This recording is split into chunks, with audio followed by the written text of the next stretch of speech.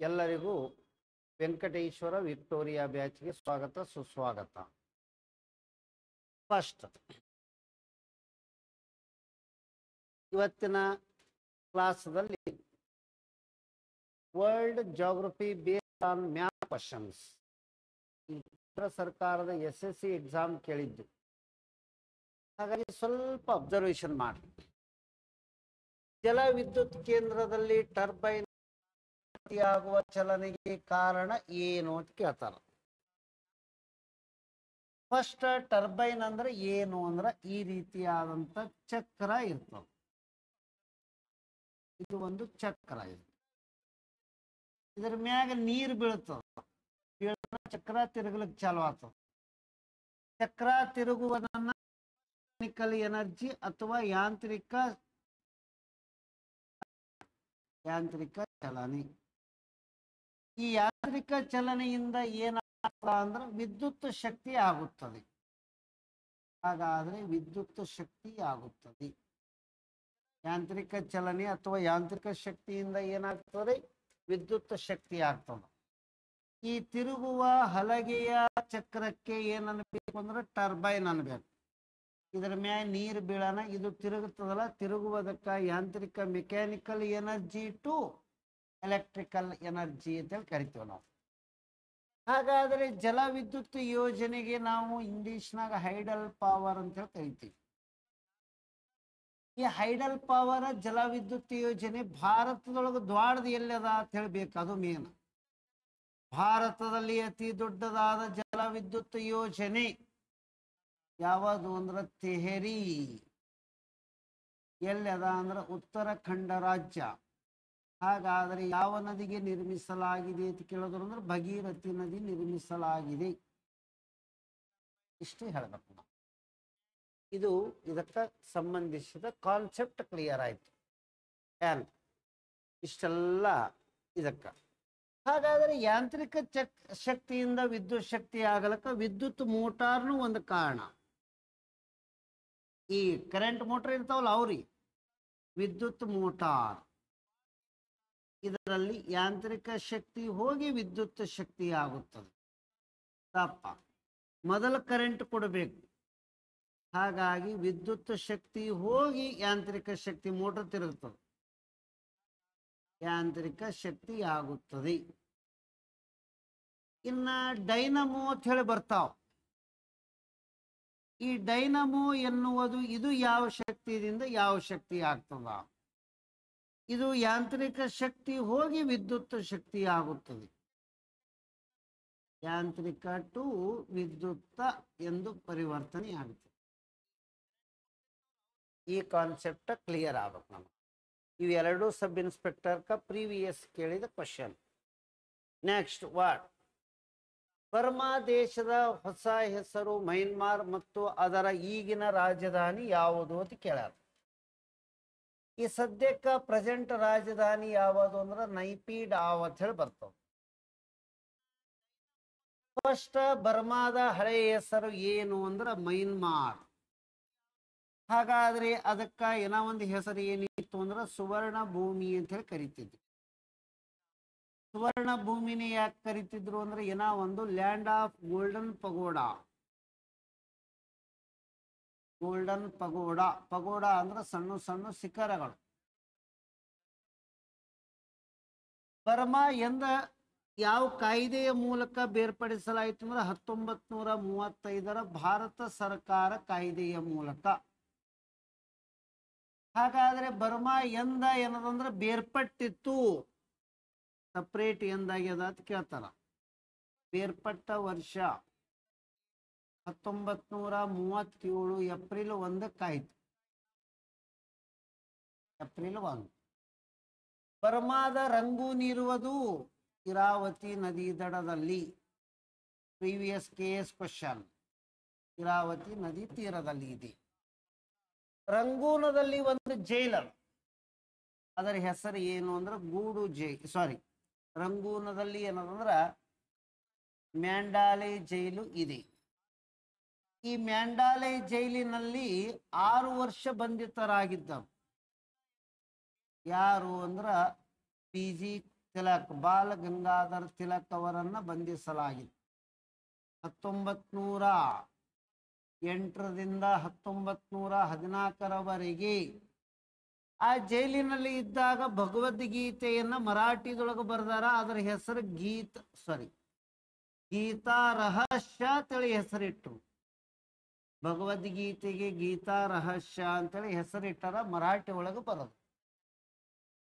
ಮೈನ್ಮಾರದ ನಾಣ್ಯ ಯಾವುದು ಅಂತ ಕೇಳಿದ್ರೆ ಭಾಟ್ ಆಗಿದೆ.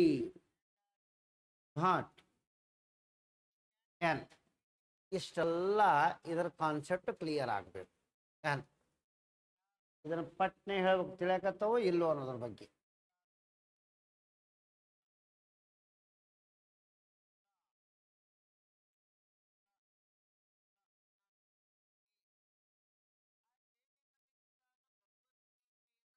ಪಟ್ನೆ ಹೇಳ್ಸರ್.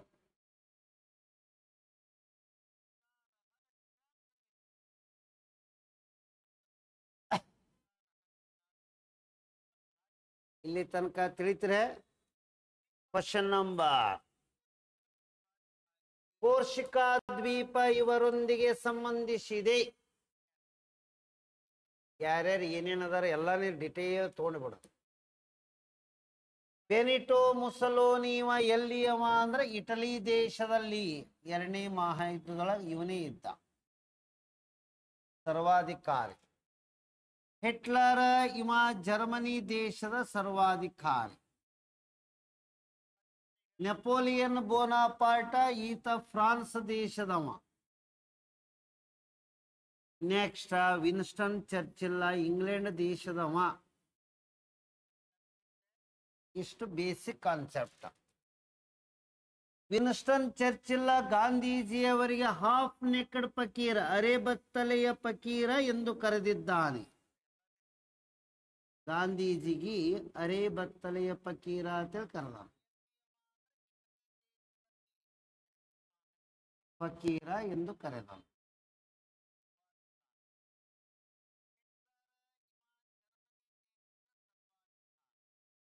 ಇದು ವಾರ್ಡ್. 1942ರಲ್ಲಿ ಇದೇ ಚರ್ಚಿಲ್ಲ ಭಾರತದಲ್ಲಿರುವ ವೆವೆಲನಿಗೆ ಪತ್ರ ಬರೆದು ಕೇಳ್ತಾನ, ಗಾಂಧಿ ಇನ್ನೂ ಏಕೆ ಸತ್ತಿಲ್ಲವೇ ಅಂತ ಕೇಳ್ತಾನ. ಈ ವರ್ಡ್ ಯೂಸ್ ಮಾಡ್ಯಾನ ಇವ.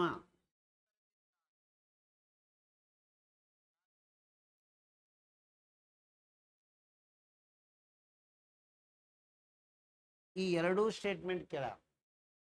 ವಿನ್ಸ್ಟನ್ ಚರ್ಚಿಲ್ 2ನೇ ಮಹಾಯುದ್ಧದ ಸಂದರ್ಭದಲ್ಲಿ ಇಂಗ್ಲೆಂಡಿನ ಪ್ರಧಾನಿಯಾಗಿದ್ದನು. ಭಾರಿ ದುರಹಂಕಾರಿ ಅಂದಂಗ ಒಂದ್ ರೀತಿ. ಇನ್ನ ವಿನ್ಸ್ಟನ್ ಚರ್ಚಿಲ್ ಏನದಂದ್ರ ಸೆಕೆಂಡ್ ವರ್ಲ್ಡ್ ವಾರ್ ಅಂತೇಳಿ ಪುಸ್ತಕ ಬರೆದಾನ. ಈ ಪುಸ್ತಕಕ್ಕೆ ನೋಬೆಲ್ ಸಾಹಿತ್ಯ ಸಿಕ್ಕದ್ರಿ ಇವನಿಗೆ. ಪ್ರಪಂಚದಾಗ ಒಬ್ಬ ರಾಜಕಾರಣಿಗೆ ಸಾಹಿತ್ಯದೊಳಗೆ ನೋಬೆಲ್ ಸಿಕ್ಕಿದ್ದು ಇವ ಒಬ್ಬನೇ. ನೋಬೆಲ್ ಸಾಹಿತ್ಯ ಸಿಕ್ಕಿದ್ದು ಇವನಿಗೆ ನೋಡಿ. ನೆಕ್ಸ್ಟ್ ನೆಪೋಲಿಯನ್ ಬೋನಾಪಾರ್ಟ್ 1815 ಆಗಬೇಕು. ನಿನ್ನೆ ಒಂದು ವರ್ಡ್ ಇಲ್ಲಿ 0 ತೊಗೊಂಡಂಗಾಗ್ಯದ. ಇಲ್ಲಿ ಏನಂದ್ರ ಈ ನೆಪೋಲಿಯನ್ ಬೋನಾಪಾರ್ಟ್ 1815ರಲ್ಲಿ ಸಂಪೂರ್ಣವಾಗಿ ಸೋತು ಬಿಡ್ತಾನೆ. ಈ ವಾಟರಲೂ ಕದನ ಇದರ ಸಂಪೂರ್ಣ ಸೋತ. ಭಾರತದ ನೆಪೋಲಿಯನ್ ಎಂದು ಯಾರನ್ನು ಕರೆಯಲಾಗುತ್ತದೆ? ಎಸ್.ವಿ. ಪಟೇಲ್. ಸಾರಿ, ಸಮುದ್ರಗುಪ್ತರಿಗೆ, ಬಿಸ್ಮಾರ್ಕ್ ಅತ್ತಾರ ಅವ್ರಿಗೆ. ಸಮುದ್ರಗುಪ್ತನಿಗೆ ಭಾರತದ ನೆಪೋಲಿಯನ್ ಅಂತೇಳಿ ಕರೀತಾರ. ಯಾರು ಕರೆದ್ರು ಅಂದ್ರ ಎ.ವಿ. ಸ್ಮಿತ್ ಅನ್ನೋರು ಕರೆದ್ರು. ಹಿಟ್ಲರನ ಆತ್ಮಕಥನ ಏನಾಗಿತ್ತು ಅಂದ್ರ ಮೈನ್ ಕ್ಯಾಂಪ್, ನನ್ನ ಹೋರಾಟ ಅಂತ ಹೇಳಿ ಇವನ ಆತ್ಮಕಥನ. 1. ಇನ್ನ ಹಿಟ್ಲರ್ 1933ಕ್ಕ ಜರ್ಮನಿಯ ಸರ್ವಾಧಿಕಾರಿ ಆದ. ಜರ್ಮನಿಗೆ ಚಾನ್ಸಲರ್ ಅನಾದ. ಚಾನ್ಸಲರ್ ಆದನು. ಇಲ್ಲೊಂದು 2 ವರ್ಡ್ ಅದಾವ. ಇಲ್ಲಿ 3 ಕಾನ್ಸೆಪ್ಟ್ಗಳನ್ನು ಬರೀತೀನಿ, ಆ 3ಕ್ಕೂ ಕರೆಕ್ಟ್ ಆನ್ಸರ್ ಹೇಳಬೇಕು. ಒಂದನೇದ್ದು ಬ್ರೌನ್ ಶರ್ಟ್,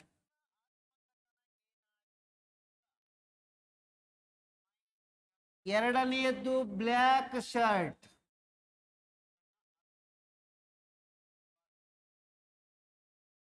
ಆ ನಂತರ ರೆಡ್ ಶರ್ಟ್.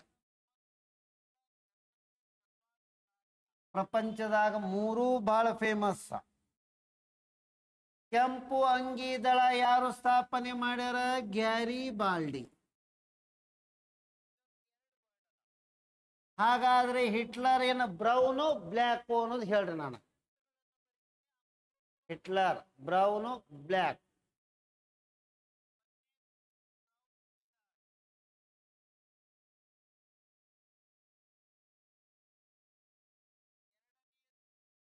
ಪಟ್ನೆ ಹೇಳಿ.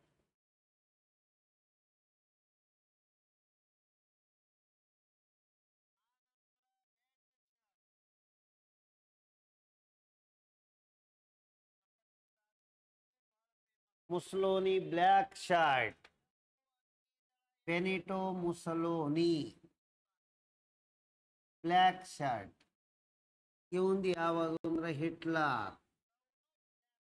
ಹಿಟ್ಲರನ ಪಕ್ಷ ಯಾವ್ದಿತ್ತು ಅಂದ್ರೆ ನಾಜಿ ಪಕ್ಷ. ಇದರ ಸಂಕೇತ ಏನು ಇತ್ತು ಅಂದ್ರೆ ಸ್ವಸ್ತಿಕ್. ಸ್ವಸ್ತಿಕ್ ನಿಜವಾಗಿ ಹೆಂಗ ಬರೀತಾರ ಅಂದ್ರೆ ಇದು ನಿಜವಾದ ಸ್ವಸ್ತಿಕ್. ನಾವು ಮುದ್ರೆ ಹಾಕನ ಬರಿತೇವಲ್ಲ ಅದು ಬರಿತೇವೆ. ಇದು PSI ಕ್ವಶನ್ ಕೇಳಿದ್ರು. ಒರಿಜಿನಲ್ ಸ್ವಸ್ತಿಕ ಇದನ್ನ ಮುದ್ರೆ ಹಾಕನ ಮೂಡ್ತದಲ್ಲ ಅದು ನಾವು ಬರಿತಿರ್ತೇವೆ. ಎಷ್ಟು. ಹಾಗಾದ್ರೆ ಇವ ಇಟ್ಲಿದವ ಏನ್ರಿ, ಇವರು ಜರ್ಮನಿದವರು. ಗ್ಯಾರಿ ಬಾಲ್ಡಿ ಎಲ್ಲಿಯವರು ಅನ್ನೋದು ಹೇಳ್ಬೇಕು. Next word. ವಿಶ್ವದ ಅತಿ ದೊಡ್ಡದಾದ ಕಾಂಕ್ರೀಟ್ 3 ಗೋರ್ಜಸ್ ಅಣೆಕಟ್ಟು ಎಲ್ಲಿದೆ ಅಂತ ಕೇಳ್ಯಾರ. ಈ ಡ್ಯಾಮ್ ಯಾವ ದೇಶದ ಕಟ್ಟ್ಯಾರ? ಈ ಡ್ಯಾಮ್ ಇರೋದು ಎಲ್ಲಿ ಅಂದ್ರೆ ಚೀನಾ. ಚೀನಾದ ರಾಜಧಾನಿ ಯಾವುದು? ಬೀಜಿಂಗ್. ತೈವಾನ ತೈಪೈ.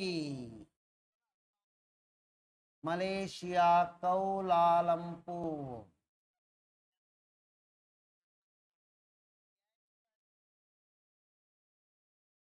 ಥೈಲ್ಯಾಂಡದ ರಾಜಧಾನಿ ಬ್ಯಾಂಕಾಕ್. ಥೈಲ್ಯಾಂಡದ ಹಳೆಯ ಹೆಸರು ಸಿಯಾಮ. PSI question. ಮಲೇಷಿಯಾದಲ್ಲಿ ಒಂದು ಹಾಕಿ ಪಂದ್ಯ ನಡೀತದ, ಅಜ್ಲನ್ ಶಹಾ. ಹಾಕಿ ನಡೀತದ. ಇಷ್ಟು. ಬಿಳಿ ಆನೆಗಳ ನಾಡು, ಲ್ಯಾಂಡ್ ಆಫ್ ವೈಟ್ ಎಲಿಫೆಂಟ್.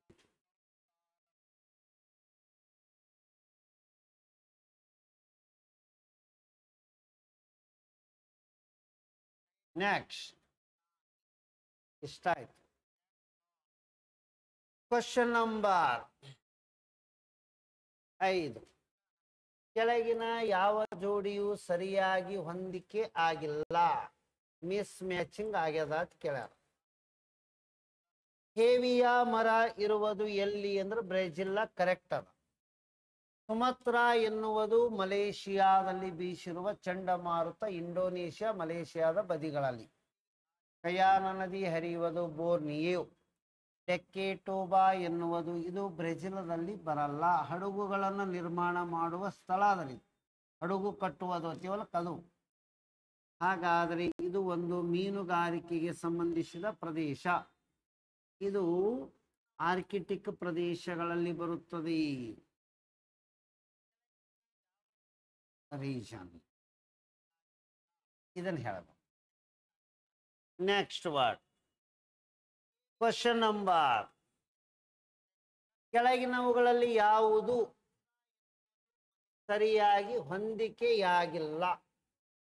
ಇಂಡೋನೇಷ್ಯಾದ ರಾಜಧಾನಿ ಯಾವ್ದದ ಅಂತ ಕೇಳಿದ್ರೆ ಇಂಡೋನೇಷ್ಯಾದು ಜಕಾರ್ತ. ಮಾಲ್ಡೀವ್ಸದ ರಾಜಧಾನಿ ಯಾವುದು ಅಂತ ಕೇಳಿದ್ರು ಅಂದ್ರ ಇಲ್ಲಿ ಮಿಸ್ಟೇಕ್ ಆಗ್ಯದ, ಮೇಲ್ ಆಗ್ಯದ, ಮಾಲೆ ಆಗಬೇಕಾಗಿತ್ತು. ಮಾಲೆ ಎಂದರೆ ಏನು? ಇದು ಮಾಲ್ಡೀವ್ಸ ಮಾಲೆ. ಉತ್ತರ ಕೊರಿಯಾ ಸಿಯೋಲ, ಜಿಂಬಾಬ್ವೆ ಹರಾರೆ. ಇದರಾಗ ಯಾವುದು ಸರಿಯಾಗಿ ಹೊಂದಿಕೆ ಆಗಿಲ್ಲ? ಪಟ್ನೆ ಆನ್ಸರ್ ಮಾಡಿ ನೋಡೋಣ, ಎಲ್ಲ ಈಜಿ ಅದಾವ.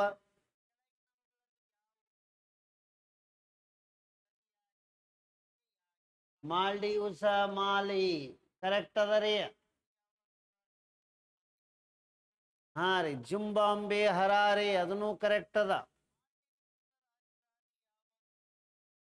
ದಕ್ಷಿಣ ಕೊರಿಯಾದ ರಾಜಧಾನಿ ಯಾವುದು ನೋಡ್ರಿ ನೋಡೋಣ. ಉತ್ತರ ಕೊರಿಯಾ.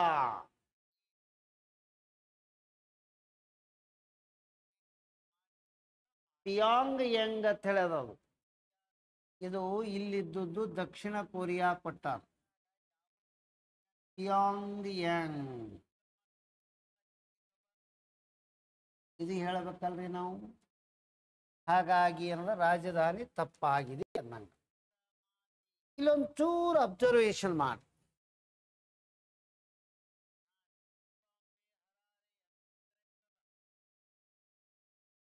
ಸ್ವಲ್ಪ ಇಲ್ಲಿ ಜಿಂಬಾಬ್ವೆ ದೇಶ ಅನ್ನೋದು ಜಾಂಬಿಯಾ ಇಲ್ಲದ, ಜಿಂಬಾಬ್ವೆ ಇಲ್ಲದ. ಇದು ದಕ್ಷಿಣದ ರೊಡೇಶಿಯಾ, ಇದು ಉತ್ತರದ ರೊಡೇಶಿಯಾ. ಹಾಗಾದರೆ ಮಾಲ್ಡೀವ್ಸ್ ಮಾಲೆ ಇಲ್ಲದ.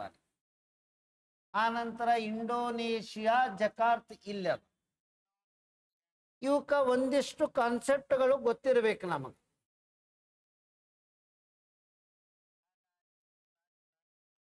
ಏನೇನದಾವ? ಇಂಡೋನೇಷ್ಯಾದ ರಾಜಧಾನಿ ಜಕಾರ್ತ. ಜಕಾರ್ತದ ಹಳೆಯ ಹೆಸರು ಬಾಟ್ವಿಯಾ. ಇದು ಕ್ಲಿಯರ್ ಆಯ್ತು. ಹಾಗಾದರೆ ಏಷ್ಯಾ ಖಂಡದಲ್ಲಿ ಚಿಕ್ಕದಾದ ದೇಶ ಮಾಲ್ಡೀವ್ಸ್. ಏಷ್ಯಾ ಖಂಡದಲ್ಲಿ ಜನಸಂಖ್ಯೆದಾಗನು ತೋರಿ, ವಿಸ್ತೀರ್ಣದಾಗನು ತೋರಿ. ಏಷ್ಯಾ ಖಂಡದಲ್ಲಿ ಚಿಕ್ಕ ದೇಶ ಮಾಲ್ಡೀವ್ಸ್. ಉತ್ತರ ಕೊರಿಯಾ ಮತ್ತು ದಕ್ಷಿಣ ಕೊರಿಯಾ 38 ಸಮಾಂತರ ರೇಖೆ ಬೇರ್ಪಡಿಸುತ್ತದೆ. ಜಿಂಬಾಬ್ವೆ, ಅದಕ್ಕೆ ಆ ಮ್ಯಾಪ್ ನೋಡತ್ ಹೇಳಿದ್ದೀನಿ ನಾನು. ಜಿಂಬಾಬ್ವೆ ಮತ್ತು ಜಾಂಬಿಯಾ ಅಂತ ಹೇಳಿ ಎರಡೂ ಅದಾವ. ಅವು ಎರಡನ್ನು ನೀವು ಒಂದು ಸಲ ಹಿಂಗ್ ಮ್ಯಾಪ್ ನೋಡಿದ್ರಿ ಎಕ್ಸಾಮ್ದಾಗ ಕರೆಕ್ಟ್ ಹೇಳ್ತೀರಿ. ಜಾಂಬಿಯಾ, ಜಿಂಬಾಬ್ವೆ, ದಕ್ಷಿಣ ಉತ್ತರ ರೊಡೇಶಿಯಾ ಅಂತೇಳಿ ಹೇಳ್ಬೇಕು ನಾವು. ಹಾಗಾದರೆ ಜಾಂಬಿಯಾ ಉತ್ತರ ರೊಡೇಶಿಯಾ,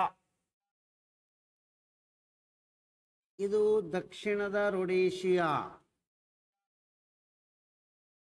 ರೊಡೇಶಿಯಾ ಒಂದ್ಸಲ UPSC previous match the following ದಾಗ ಕೇಳಿದ್ರು.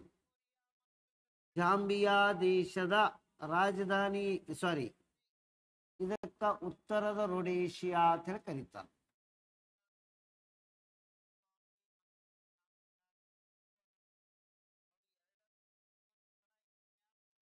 ಇಷ್ಟೆಲ್ಲ ಕರೆಕ್ಟ್ ನಿಮಗೆ ಐಡಿಯಾ ಇರಬೇಕು.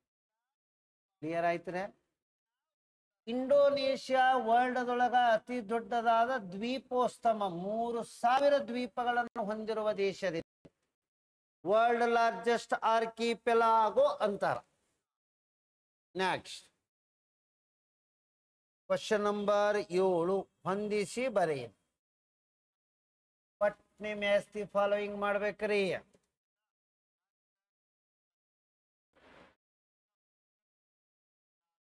ಅರ್ಜೆಂಟೀನಾದ ರಾಜಧಾನಿ ಯಾವುದು? ಬ್ಯೂನಸ್ ಐರಸ್. ಜಿಂಬಾಬ್ವೆ ರಾಜಧಾನಿ ಯಾವುದು? ಹರಾರೆ. ಈಜಿಪ್ತದ ರಾಜಧಾನಿ ಕೈರೋ. ಕೊಲಂಬಿಯಾದ ರಾಜಧಾನಿ ಬೊಗೋಟಾ. ಹಾಗಾದರೆ 3, 1, 4, 2.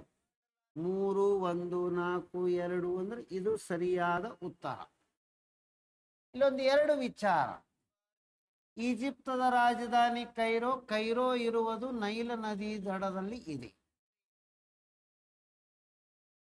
ಹಾಗಾದರೆ ನೈಲ್ ನದಿಯ ವರಪ್ರಸಾದ ಎಂದರೆ ಯಾವುದು ಅಂದ್ರೆ ಈಜಿಪ್ತ. ಗಿಫ್ಟ್ ಆಫ್ ದಿ ನೈಲ್ ಅಂತೇಳಿ ಕರೀತಾರ. Question number 8.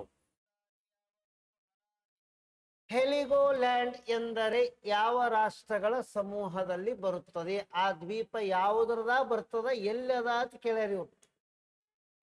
ಹೆಲಿಗೋಲ್ಯಾಂಡ್ ದ್ವೀಪ ಯಾವ ದೇಶಗಳಲ್ಲಿ ಬರುತ್ತದೆ? ಪಟ್ನೆ ಆನ್ಸರ್ ಮಾಡಿ. ಅಂದ್ರೆ ಈ ದ್ವೀಪ ಯಾರ ಆಳ್ವಿಕೆಗೆ ಒಳಪಟ್ಟಿದೆ ಅನ್ನೋದು ಹೇಳ್ಬೇಕು ನನಗೆ.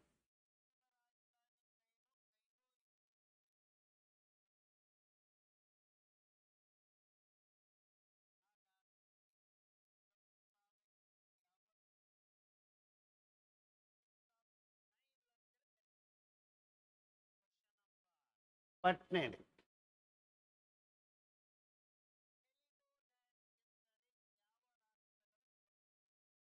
ನೆಕ್ಸ್ಟ್,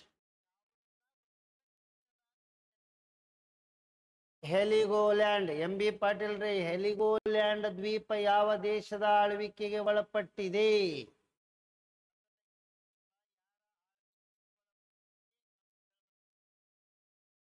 ಹೆಲಿಗೋಲ್ಯಾಂಡ್ ದ್ವೀಪ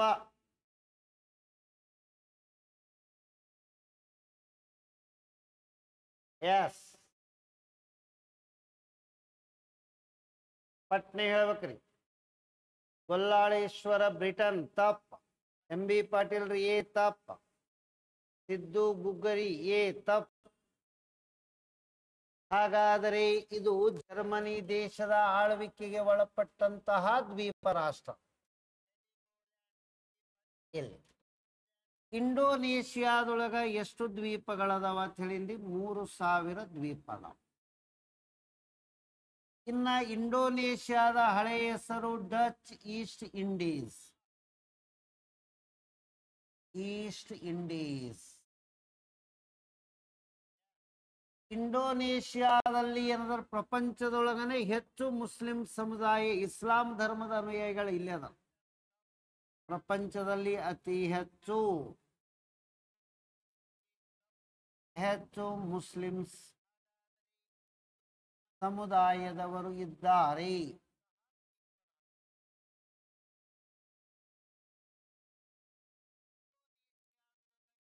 ಜನ ಇದ್ದಾರೆ.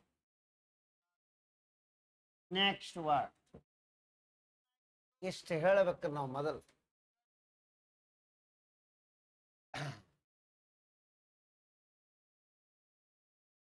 ಬರೀ ವರ್ಡ್.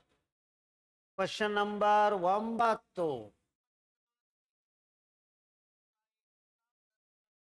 ಯಾವ ಖಂಡವು ಭೂಮಿಯ ಉತ್ತರ, ದಕ್ಷಿಣ, ಪೂರ್ವ, ಪಶ್ಚಿಮ ಗೋಳಾರ್ಧದಲ್ಲಿ ಇದೆ? ಅಂದ್ರೆ ಎಲ್ಲಾ 4 ದಿಕ್ಕಿನಾಗ ಹಂಚಿಕೆ ಆಗಿರ್ಬೇಕ್ರಿ. ಅದು ಎಲ್ಲ ಉತ್ತರಕ್ಕ, ದಕ್ಷಿಣಕ್ಕ, ಪೂರ್ವದಾಗ ಒಂಜರ, ಪಶ್ಚಿಮದಾಗ ಒಂಜರ, 4 ಕಡೆ ಹಂಚಿಕೆಯಾದಂತ ಖಂಡ ಯಾವುದು ಅಂತ ಕೇಳಿ. ಪಟ್ನೆ ಹೇಳಿ. ಯಾವ ಖಂಡವು ಪೂರ್ವ, ಪಶ್ಚಿಮ, ಉತ್ತರ, ದಕ್ಷಿಣ ಗೋಳಾರ್ಧದಲ್ಲಿ ಹಂಚಿಕೆಯಾಗಿದೆ?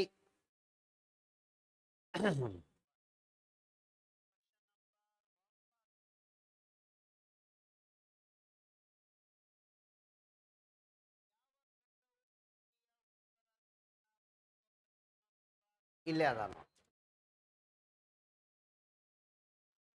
ಒಂದು ಇಮ್ಯಾಜಿನರಿ ಲೈನ್, ಇದಕ್ಕೆ ಇಕ್ವೇಟರ್ ಅಂತೇಳಿ ಹಾಕ್ತೀವಿ.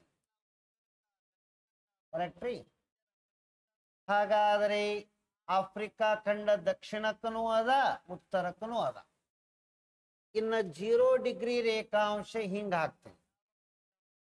ಈಗ ನೋಡಿ, ಪೂರ್ವಕ್ಕೂ ಅದ, ಪಶ್ಚಿಮದಾಗನು ಅದ ನೋಡಿ. ಹಾಗಾದರೆ ನಮ್ಮ ಉತ್ತರ ಏನಾಗಬೇಕಾಗಿತ್ರಿ? ಆಫ್ರಿಕಾ ಖಂಡ ಈ ರೀತಿಯಾಗಿ ಹಂಚಿಕೆಯಾಗಿದೆ. ಆಫ್ರಿಕಾ ಖಂಡವನ್ನ ಬ್ಲ್ಯಾಕ್ ಕಾಂಟಿನೆಂಟ್ ಅಂತ ಹೇಳಿ ಕರಿತೀವಿ ನಾವು. ಅಂದ್ರೆ ಇದರ ಅರ್ಥ ಕಗ್ಗತ್ತಲೆಯ ಖಂಡ. ಇದಕ್ಕೆ ಸರಿಯಾದ ಉತ್ತರ ಇದೇ ಹೇಳಿ ಬರಬೇಕು. ದಕ್ಷಿಣ ಅಮೇರಿಕಾ ಖಂಡವನ್ನು ಆಂಡೀಸ್ ಪರ್ವತಗಳ ಖಂಡ ಅಂತಾರ, ಆಂಡೀಸ್ಗಳ ನಾಡು. ಮತ್ತೇನಬೇಕು, ಪಕ್ಷಿಗಳ ಖಂಡನು ಅಂತಾರ, ಪಕ್ಷಿಗಳ ಖಂಡ. ನೆಕ್ಸ್ಟ್, ಆಸ್ಟ್ರೇಲಿಯಾವನ್ನು ಕಾಂಗ್ರೋಗಳ ನಾಡು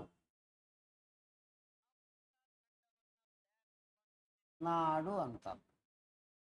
ಗ್ರೀನ್ ಕಾಂಟಿನೆಂಟ್ ಅಂತಾರ ಅದಕ್ಕೆ, ಹಸಿರು ಖಂಡ, ಈ ರೀತಿನೂ ಕರಿಬೇಕು. ಎಷ್ಟು ಇವಕ್ಕ ಕಾನ್ಸೆಪ್ಟ್ ಇದೆ. ನೆಕ್ಸ್ಟ್ ವರ್ಡ್,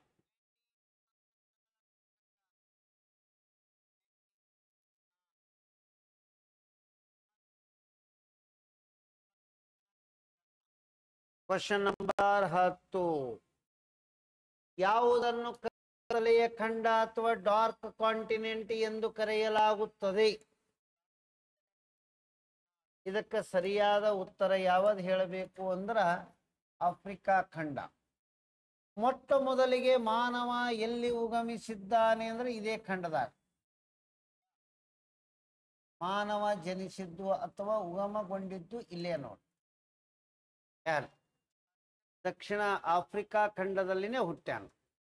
ನೆಕ್ಸ್ಟ್ ವರ್ಡ್, ದೊಡ್ಡದಾದ ಖಂಡ ಯಾವುದು ಅಂತ ಕೇಳಿದ್ರೆ ಏಷ್ಯಾ.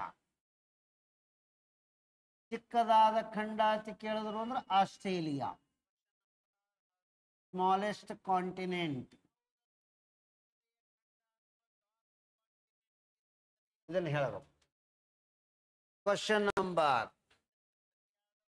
ತೀನ್ ಬಿಗಾ ಕಾರಿಡಾರ್ ಈ ದೇಶಗಳನ್ನು ಸಂಪರ್ಕಿಸುತ್ತದೆ. ತೀನ್ ಬಿಗಾ ಕಾರಿಡಾರ್ ಅಂತ ಹೇಳಿ ಅದ. ಇದು ಯಾವ ಎರಡು ದೇಶಗಳ ನಡುಬರಕ ಸಂಪರ್ಕ ಕಲ್ಪಿಸುತ್ತದೆ? ಪಟ್ನೆ ಹೇಳ. ತೀನ್ ಬಿಗಾ ಎನ್ನುವುದು ಯಾವ ಎರಡು ದೇಶಗಳ ನಡುಬರಕ ಸಂಪರ್ಕ ಕಲ್ಪಿಸುತ್ತದೆ? ಇದು ಭಾರತ ಮತ್ತು ಬಾಂಗ್ಲಾದೇಶಗಳ ನಡುಬರಕ ಸಂಪರ್ಕ ಕಲ್ಪಿಸುವ ಒಂದು ರಸ್ತೆ ಮಾರ್ಗವಾಗಿದೆ. ಅದರ ಹೆಸರು ಏನಿಟ್ಟಾರಿ? ತೀನ್ ಬಿಗಾ ಎನ್ನುವ ರಹದಾರಿ ಅಂತೇಳಿ ಕರಿತೀವಿ ನಾವು. ಇದಕ್ಕೆ ಎಕ್ಸ್ಟ್ರಾ ಏನಿಲ್ಲ, ಇದೇ ಇಷ್ಟೇ ಕಾನ್ಸೆಪ್ಟ್. ಬಟ್ ಇವ್ರ ಇಬ್ಬರ ನಡುಬರಕ ಗಡಿ ರೇಖೆ ಅನ್ನೋದು ಅದಲ್ಲ, ಅಲ್ಲಿ BSF ದವರು ಗಡಿ ರಕ್ಷಣೆ ಮಾಡ್ತಾರೆ. ನಮ್ಮ ಭಾರತದ BSF ದವರು ಅದ. ಏನ್ ನೆಕ್ಸ್ಟ್ ವರ್ಡ್, ಕ್ವಶನ್ ನಂಬರ್ 12. ಯಾವುದು ಸಾರ್ಕನ ಸದಸ್ಯತ್ವದ ರಾಷ್ಟ್ರವೇ ಅಲ್ಲ ಅಂತ ಕೇಳ್ಯಾರ. ಹಾಗಾದ್ರೆ ಸಾರ್ಕದ ಬಗ್ಗೆ ಒಂದಿಷ್ಟು ಪ್ರಾಥಮಿಕ ಮಾಹಿತಿಗಳು ಬೇಕಲ್ರಿ. ಸಾರ್ಕ್ ಕುರಿತಾಗಿ ಒಂದಿಷ್ಟು ಪ್ರಾಥಮಿಕ ವಿಚಾರ.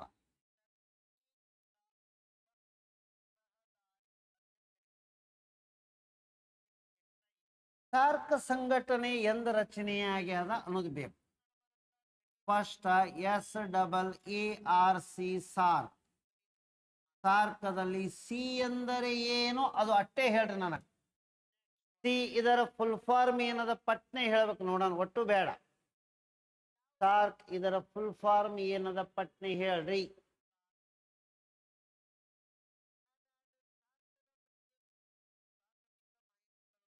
South association. ಅದ್ರದ್ದು ಏನದ ಅನ್ನೋದು ಕಂಪ್ಲೀಟ್ ಹೇಳ್ರಿ. ಕಾರ್ಪೊರೇಷನ್, ಕೋಆಪರೇಷನ್, ಈ ರೀತಿ ಏನದ. ಸಾರ್ಕದ ಫುಲ್ ಫಾರ್ಮ್ಗಳನ್ನು ಹೇಳಿರಿ.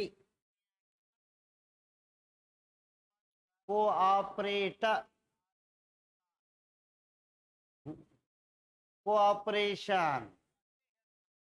ಒಂದ್ಸಲ PC ಹಿಂಗೆ ಕೇಳಿದ್ರಿ.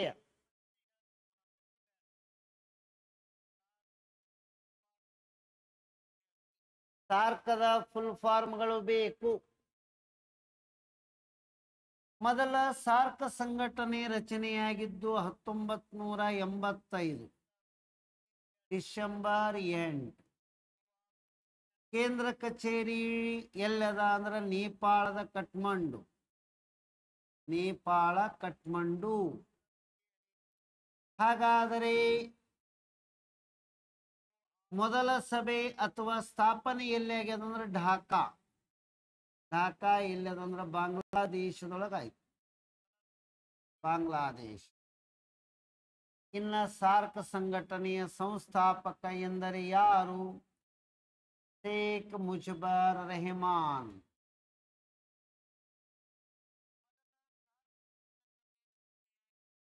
ರೆಹಮಾನ್.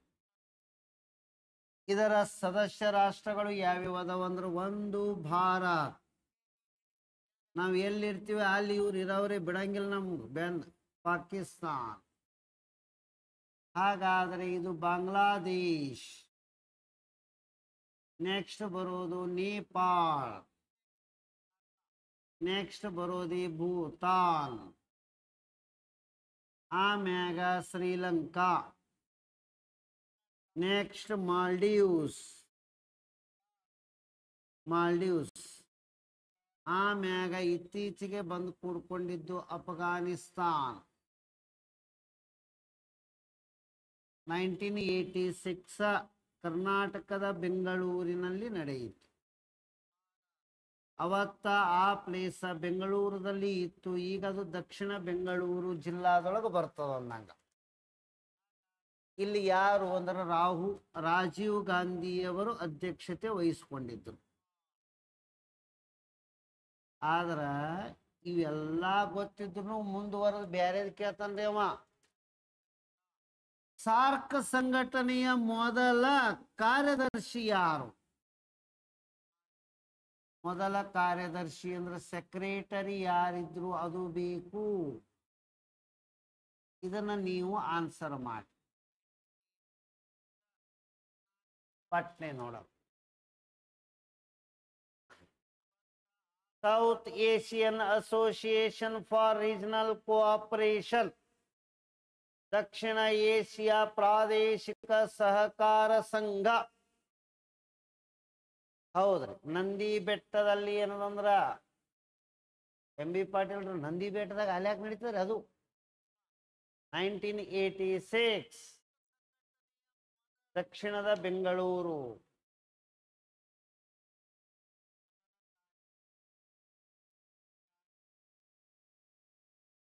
ಆಯ್ತರ, ಇಷ್ಟೆಲ್ಲ ಗೊತ್ತಿಲ್ಲ. ಇದ್ರೊಳಗೆ ಈಗ ನಾವು ಆನ್ಸರ್ ಯಾವ್ದು ಹೇಳಬೇಕು ಅಂದ್ರೆ ಸಿಂಗಾಪುರ್. Next question.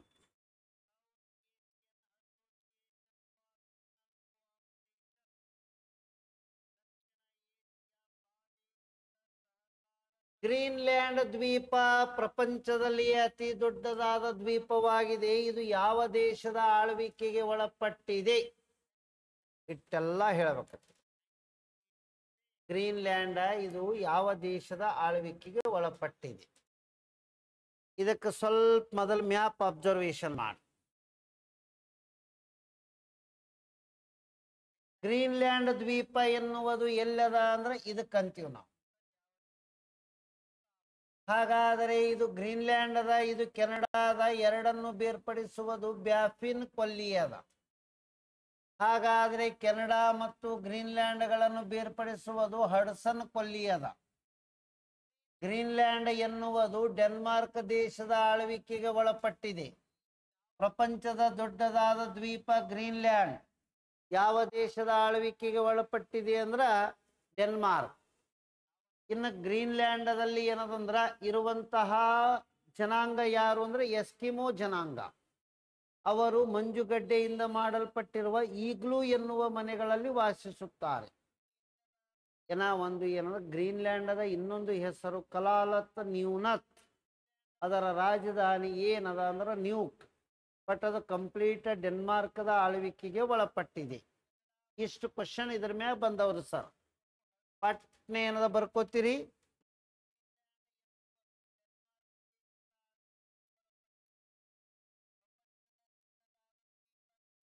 ಗ್ರೀನ್ಲ್ಯಾಂಡ್ ದೇಶ ಎನ್ನುವುದು ಡೆನ್ಮಾರ್ಕ್ದ ಆಳ್ವಿಕೆಗೆ ಒಳಪಟ್ಟಿದೆ. ಇದು ಹೇಳಬೇಕು ಫಸ್ಟ್. ಇನ್ನ ಅದರ ಬಗ್ಗೆ ಏನೇನು ಕ್ವಶನ್ ಬರ್ತಾವ ಇಲ್ಲೇ ವರ್ಡ್. ಇನ್ನ ಒಂದು ಹೆಸರು ಏನದ ಅಂತ ಕೇಳ. ಕಲಾಲತ್ ನ್ಯೂನತ್.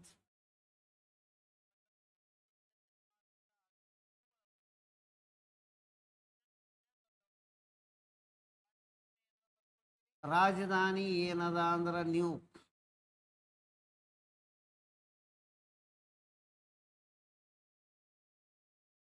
ಪ್ರಪಂಚದ ದೊಡ್ಡದಾದ ದ್ವೀಪ ಇದೆ.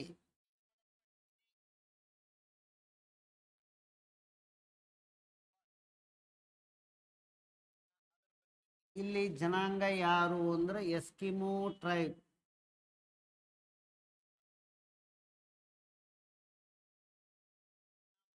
ಯಾವ ಮನೆಗಳಲ್ಲಿ ವಾಸಿಸುತ್ತಾರೆ ಅಂದ್ರೆ ಈಗ್ಲೂ ಮನೆಗಳಲ್ಲಿ.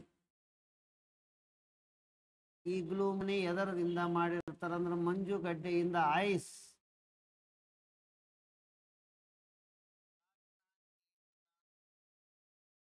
ಇನ್ನ ಗ್ರೀನ್ಲ್ಯಾಂಡ್ ಮತ್ತು ಕೆನಡಾಗಳನ್ನು ಬೇರ್ಪಡಿಸುವುದು.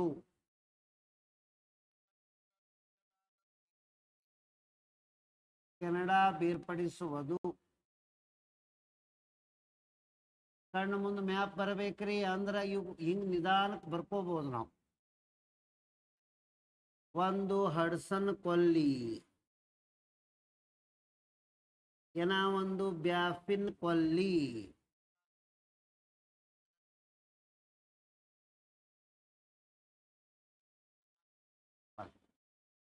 ಇದನ್ನು ಹೇಳಿದವರು. ಯಾವ ದೇಶದ ಆಳ್ವಿಕೆಗೆ ಒಳಪಟ್ಟಿದೆ ಅಂದ್ರೆ ಡೆನ್ಮಾರ್ಕ್ ದೇಶದ ಆಳ್ವಿಕೆಗೆ ಒಳಪಟ್ಟಿದೆ. ಪ್ರಪಂಚದಲ್ಲಿ ಡೆನ್ಮಾರ್ಕದ ಒಂದು ವಿಶೇಷತೆ ಏನಂದ್ರೆ ರಾಜಧಾನಿ ಕೋಪನ್ ಹೆಗನ್. ಇದು ಹೈನುಗಾರಿಕೆಗೆ ಬಹಳ ಫೇಮಸ್ ಅದ, ಡೈರಿ ಫಾರ್ಮಿಂಗ್. ಹೈನುಗಾರಿಕೆಗೆ ಬಹಳ ಫೇಮಸ್. ಇಷ್ಟು ನಮಗ ಏನದಂದ್ರ ಗೊತ್ತಿರಬೇಕು. ನೆಕ್ಸ್ಟ್ ವರ್ಡ್ ಐತ್ರೆ. ಇವುಗಳನ್ನ ನೀವು ಈ ಕಾನ್ಸೆಪ್ಟ್ದಾಗ ಗೊತ್ತಿರಬೇಕು. ಜಗತ್ತಿನ ಅತಿ ದೊಡ್ಡದಾದ ದ್ವೀಪ ಯಾವುದು ಅಂತ ಕೇಳ್ಯಾರ.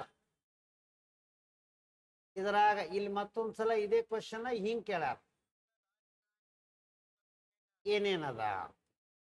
ಜಗತ್ತಿನ ಅತಿ ದೊಡ್ಡದಾದ ದ್ವೀಪ ಗ್ರೀನ್ಲ್ಯಾಂಡ್. ಹಾಗಾದರೆ ಮಡಗಾಸ್ಕರ ದ್ವೀಪ ಎಲ್ಲದ? ಇದು ಹಿಂದೂ ಮಹಾಸಾಗರದಲ್ಲಿ ಇದೆ. ಹಿಂದೂ ಮಹಾಸಾಗರದ ಹಳೆಯ ಹೆಸರು ಏನು? UPSC previous. ರತ್ನಾಕರ. ಹಿಂದೂ ಮಹಾಸಾಗರವನ್ನ ಅರ್ಧ ಮಹಾಸಾಗರ ಎನ್ನುವರು. ಅರ್ಧ ಮಹಾಸಾಗರ, ಹಾಫ್ ಓಷಿಯನ್ ಅಂತಾರ. ಹಿಂದೂ ಮಹಾಸಾಗರದ ವರ್ಣಮಾಲೆ ಎಂ ಆಕಾರದಲ್ಲಿ ಅದ. ವಲ್ಲಂದ್ರೆ W ಅನ್ಬೇಕು, ಇಲ್ಲ ಅಂದ್ರೆ ತ್ರಿಭುಜಾಕಾರದಲ್ಲಿ ಇದೆ. ಹಿಂದೂ ಮಹಾಸಾಗರದಲ್ಲಿರುವ ದೊಡ್ಡದಾದ ದ್ವೀಪ ಮಡಗಾಸ್ಕರ್. ಬರೇ ಮುಳ್ಳು ಹಂದ್ಯದವ್ರಿ ಇಲ್ಲಿ ಹೆಡ್ ಜಾಗ್ ಅಂತಾರ್ರಿ, ಅದು ಹೇಳ್ಬೇಕು. ಪ್ರಪಂಚದಲ್ಲಿ ಅತಿ ದೊಡ್ಡದಾದ ದ್ವೀಪ ಗ್ರೀನ್ಲ್ಯಾಂಡ್. Second New Guinea, third. ಹಿಂಗ್ ಬರ್ಕೊಂಡು ಇಲ್ಲಿ ಕೊಟ್ಟಿದ್ರದಾಗ. Next question number 15. ವಿಶ್ವಸಂಸ್ಥೆಯ ಸದಸ್ಯ ರಾಷ್ಟ್ರಗಳಲ್ಲಿ ಚಿಕ್ಕದಾದ ದೇಶ. ಇಲ್ಲಿ ಕೊಟ್ಟಿದ್ರದಾಗ ಹೇಳ್ಬೇಕು ನಾವು. ಪ್ರದೇಶದಲ್ಲಿ ಚಿಕ್ಕದಾದ ದೇಶ ಯಾವುದು? ಇಲ್ಲಿ ಕೊಟ್ಟಿದ್ರದಾಗ ಹೇಳ.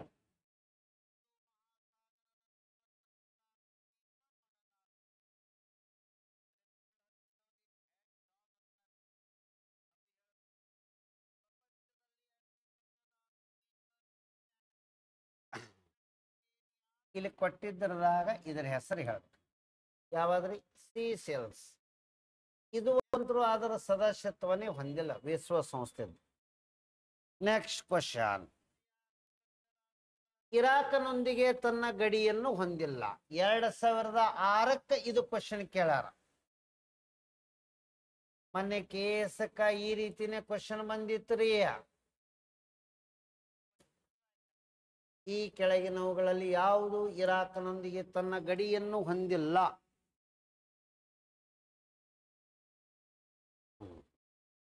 ಇದಕ್ಕೆ ನಮಗ ಮ್ಯಾಪ್ ಗೊತ್ತಿರಬೇಕು. ಇರಾಕ್ ದೇಶ ಎಲ್ಲದ ಅನ್ನೋದು ನೋಡ್ಬೇಕು ಫಸ್ಟ್. ಹಾಗಾದರೆ ಇರಾಕ್ ದೇಶ ಇಲ್ಲದ ಇರಾಕ್ ದೇಶದೊಂದಿಗೆ ಯಾವದ ಗಡಿ ಹೊಂದಿಲ್ಲ ಅಂತ ಕೇಳಾರ. ಜೋರ್ಡಾನ್ ಅದ, ಸಿರಿಯಾ ಅದ, ಇರಾನ್ ಅದ, ಟರ್ಕಿ ದೇಶ ಅದ. ಈ ರೀತಿ ಏನದಂದ್ರ ಇರೋದು. ಹಾಗಾದರೆ ನೀವು ಅದಕ್ಕೆ ಸರಿಯಾದ ಉತ್ತರವನ್ನು ಆಯ್ಕೆ ಮಾಡಿ ಹೇಳಿ ನೋಡೋಣ. ಯಾವ ದೇಶ ಇರಾನದೊಂದಿಗೆ ಇರಾಕದೊಂದಿಗೆ ತನ್ನ ಗಡಿಯನ್ನು ಹೊಂದಿಲ್ಲ? ಇದಕ್ಕೆ ಸರಿಯಾದ ಉತ್ತರ ಲೆಬನಾನ್. ಹೌದು. ಟರ್ಕಿ ದೇಶದ ರಾಜಧಾನಿ ಯಾವುದು? ಅಂಕಾರ. ನಾಣ್ಯ ಯಾವುದು? ಲೀರಾ. ಸಿರಿಯಾದ ರಾಜಧಾನಿ ಡೆಮಾಸ್ಕಸ್. ಜೋರ್ಡಾನದ ರಾಜಧಾನಿ ಅಮ್ಮಾನ.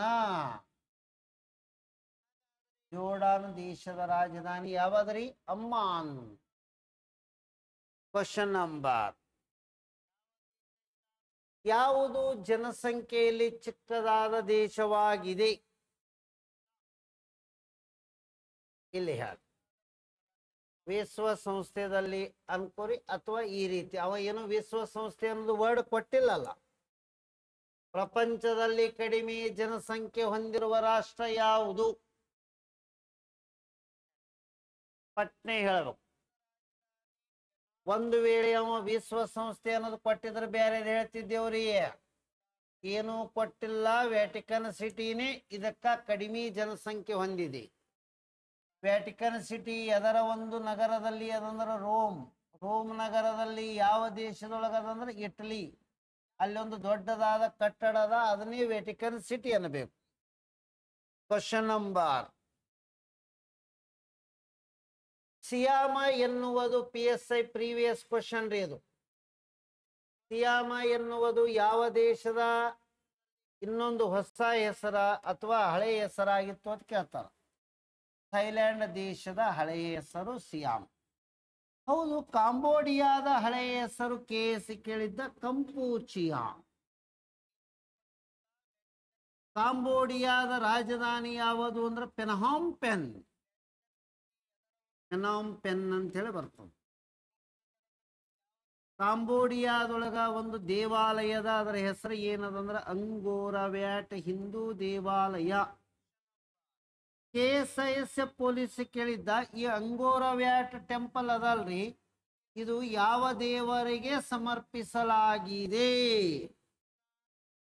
ಇದು ನನಗೆ ಆನ್ಸರ್ ಮಾಡಬೇಕು. ಪ್ಲಸ್ ನಿರ್ಮಾತೃ ಯಾರು? ರಾಜನ ಹೆಸರು ಹೇಳ್ರಿ ಪಟ್ಟಿ.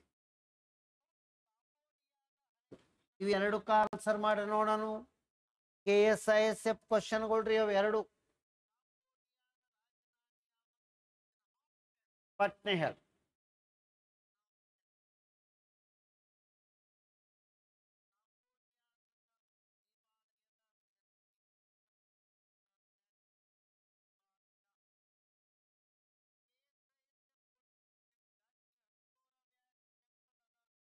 ಅಂಗೋರ ವ್ಯಾಟ್ ದೇವಾಲಯವನ್ನು ನಿರ್ಮಿಸಿದ ದೊರೆ ಯಾರು? ಅದು ಯಾವ ದೇವರಿಗೆ ಸಮರ್ಪಿಸಲಾಗಿದೆ?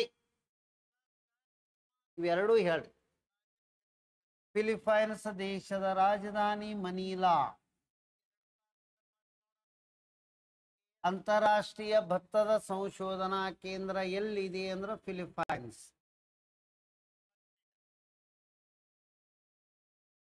ಭತ್ತದ ಸಂಶೋಧನಾ ಕೇಂದ್ರ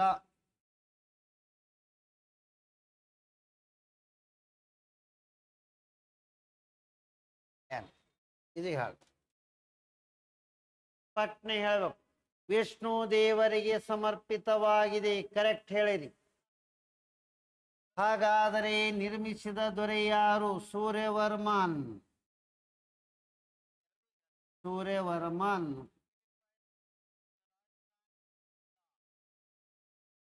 ಇವೆರಡು ಕರೆಕ್ಟ್ ಆನ್ಸರ್.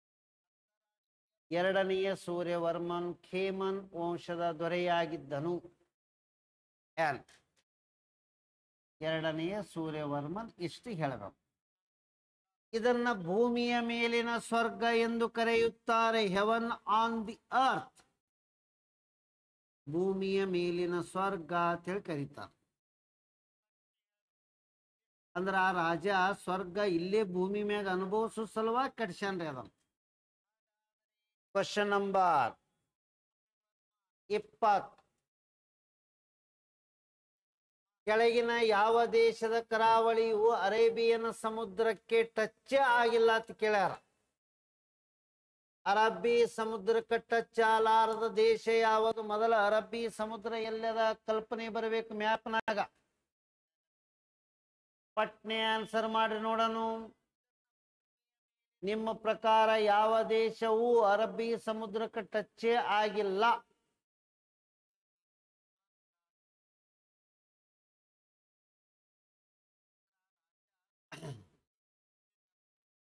ಅರಬ್ಬಿ ಸಮುದ್ರಕ್ಕೆ ಟಚ್ ಆಗಲಾರದಂತಹ ದೇಶ ಯಾವುದು ಅನ್ನೋದು ಹೇಳಿ.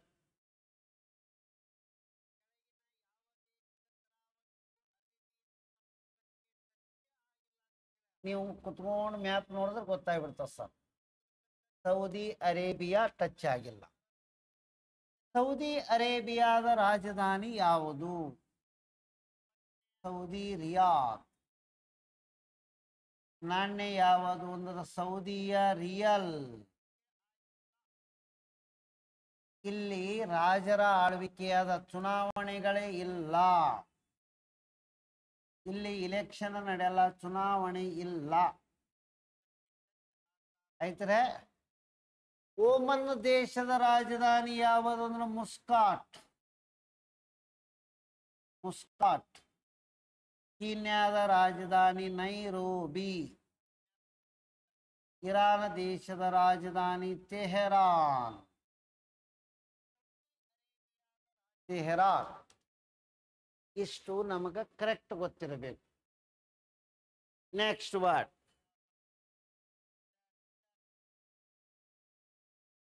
ಕ್ವಶನ್ ನಂಬರ್ 19 ಬಿಟ್ಟು ಬಂದೀನಿ.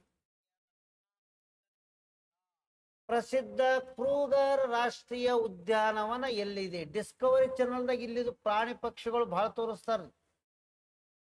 ಇದು ದಕ್ಷಿಣ ಆಫ್ರಿಕಾದಲ್ಲಿ ಬರುತ್ತದೆ. ಎಲ್ಲದರ ಇದು?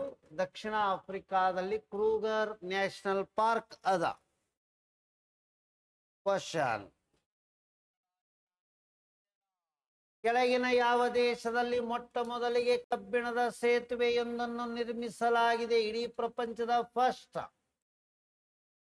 ಐರನ್ ಬ್ರಿಡ್ಜ್ ನಿರ್ಮಾಣ ಆಗಿದ್ದು ಪ್ರಪಂಚದಾಗ ಎಲ್ಲಿ ಅಂತ ಕೇಳ್ಯಾರ. ಪಟ್ನೆ ಆನ್ಸರ್ ಮಾಡಿ ಸರ ನೋಡೋಣ.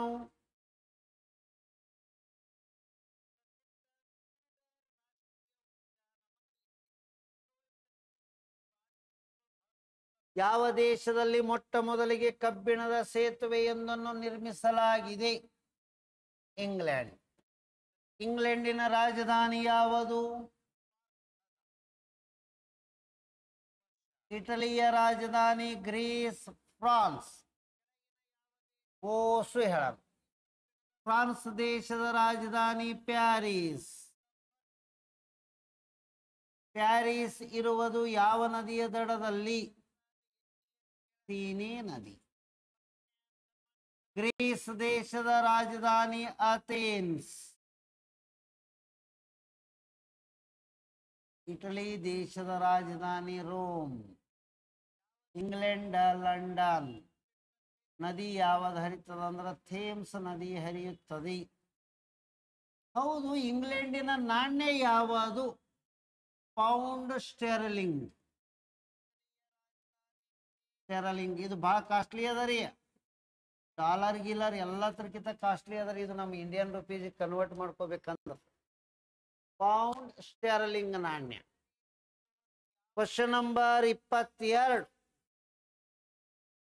ಪೇಶಾವರ ಈ ಕೆಳಗಿನ ಯಾವುದರ ನಗರಕ್ಕೆ ಸಮೀಪದಲ್ಲಿ ಅಥವಾ ಸ್ಥಳಕ್ಕೆ ಸಮೀಪದ ಅಂತ ಕೇಳ್ಯಾರ.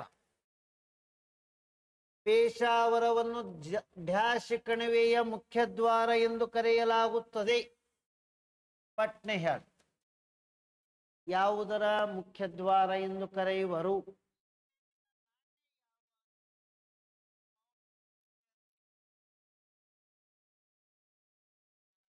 ಭಾರತದ ಮೇಲೆ ಪ್ರತಿಯೊಬ್ಬ ವಿದೇಶಿಗರು ದಾಳಿ ಮಾಡಿದ್ದು ಖೈಬರ್ ಕಣಿವೆಯ ಮೂಲಕ.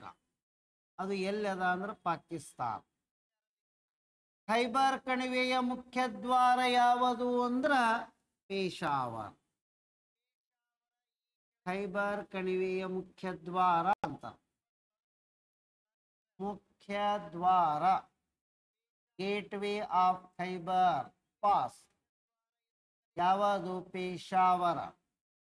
ಪೇಶಾವರದ ಇನ್ನೊಂದು ಹೆಸರು ಏನು ಅಂದ್ರೆ ಪುರುಷಪುರ. ಪುರುಷಪುರ ಯಾರ ರಾಜಧಾನಿಯಾಗಿತ್ತು ಅಂದ್ರೆ ಕುಶಾನರ ದೊರೆ ಕನಿಷ್ಕನ ರಾಜಧಾನಿ ಇತ್ತು. ರಾಜಧಾನಿ. ಹಾಗಾದರೆ ಈ ಅಲೆಕ್ಸಾಂಡರ್ ಭಾರತದ ಮೇಲೆ ದಾಳಿ ಮಾಡಿರ್ತಾನ. ಅವಾಗ ಅಂಬಿ ಸಹಾಯ ಪಡೆದು ಅಲೆಕ್ಸಾಂಡರ್ ಪೋರಸ್ಗೆ ಸೋಲಿಸ್ತಾನ. ಇಲ್ಲಿ ಪೋರಸ್ನ ರಾಜಧಾನಿ ಯಾವದಿತ್ತು ಹೇಳಬೇಕು. ನೆಕ್ಸ್ಟ್, ಕಾರಾಕೋರಂ ಶ್ರೇಣಿ ಎಲ್ಲಿದೆ? ನಮ್ಮಲ್ಲಿ ಅದರಿ ಉತ್ತರಕ್ಕ ಲಡಾಖ್. ಇನ್ನ ಈ ಜೋಜಿಲಾ ಕಣಿವೆ ಇದು ಎಲ್ಲಿ ಬರುತ್ತದೆ? ಕಾಮೆಂಟ್ಸ್ ಬಾಕ್ಸ್ನಾಗ ಆನ್ಸರ್ ಮಾಡಿ. ಇಷ್ಟೆಲ್ಲ ಕಾನ್ಸೆಪ್ಟ್ ಗೊತ್ತಿರಬೇಕು. ನೆಕ್ಸ್ಟ್ ಆನ್ಸರ್ ಹೇಳಿ, ಪಟ್ನೆ ಹೇಳ್ರಿ ನೋಡೋಣ.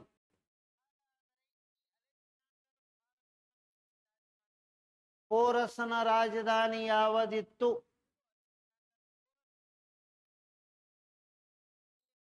ಅಲೆಕ್ಸಾಂಡರನ ವಿರುದ್ಧ ಹೋರಾಟ ಮಾಡಿದಾಗ ಪೋರಸನ ರಾಜಧಾನಿ ಯಾವುದು?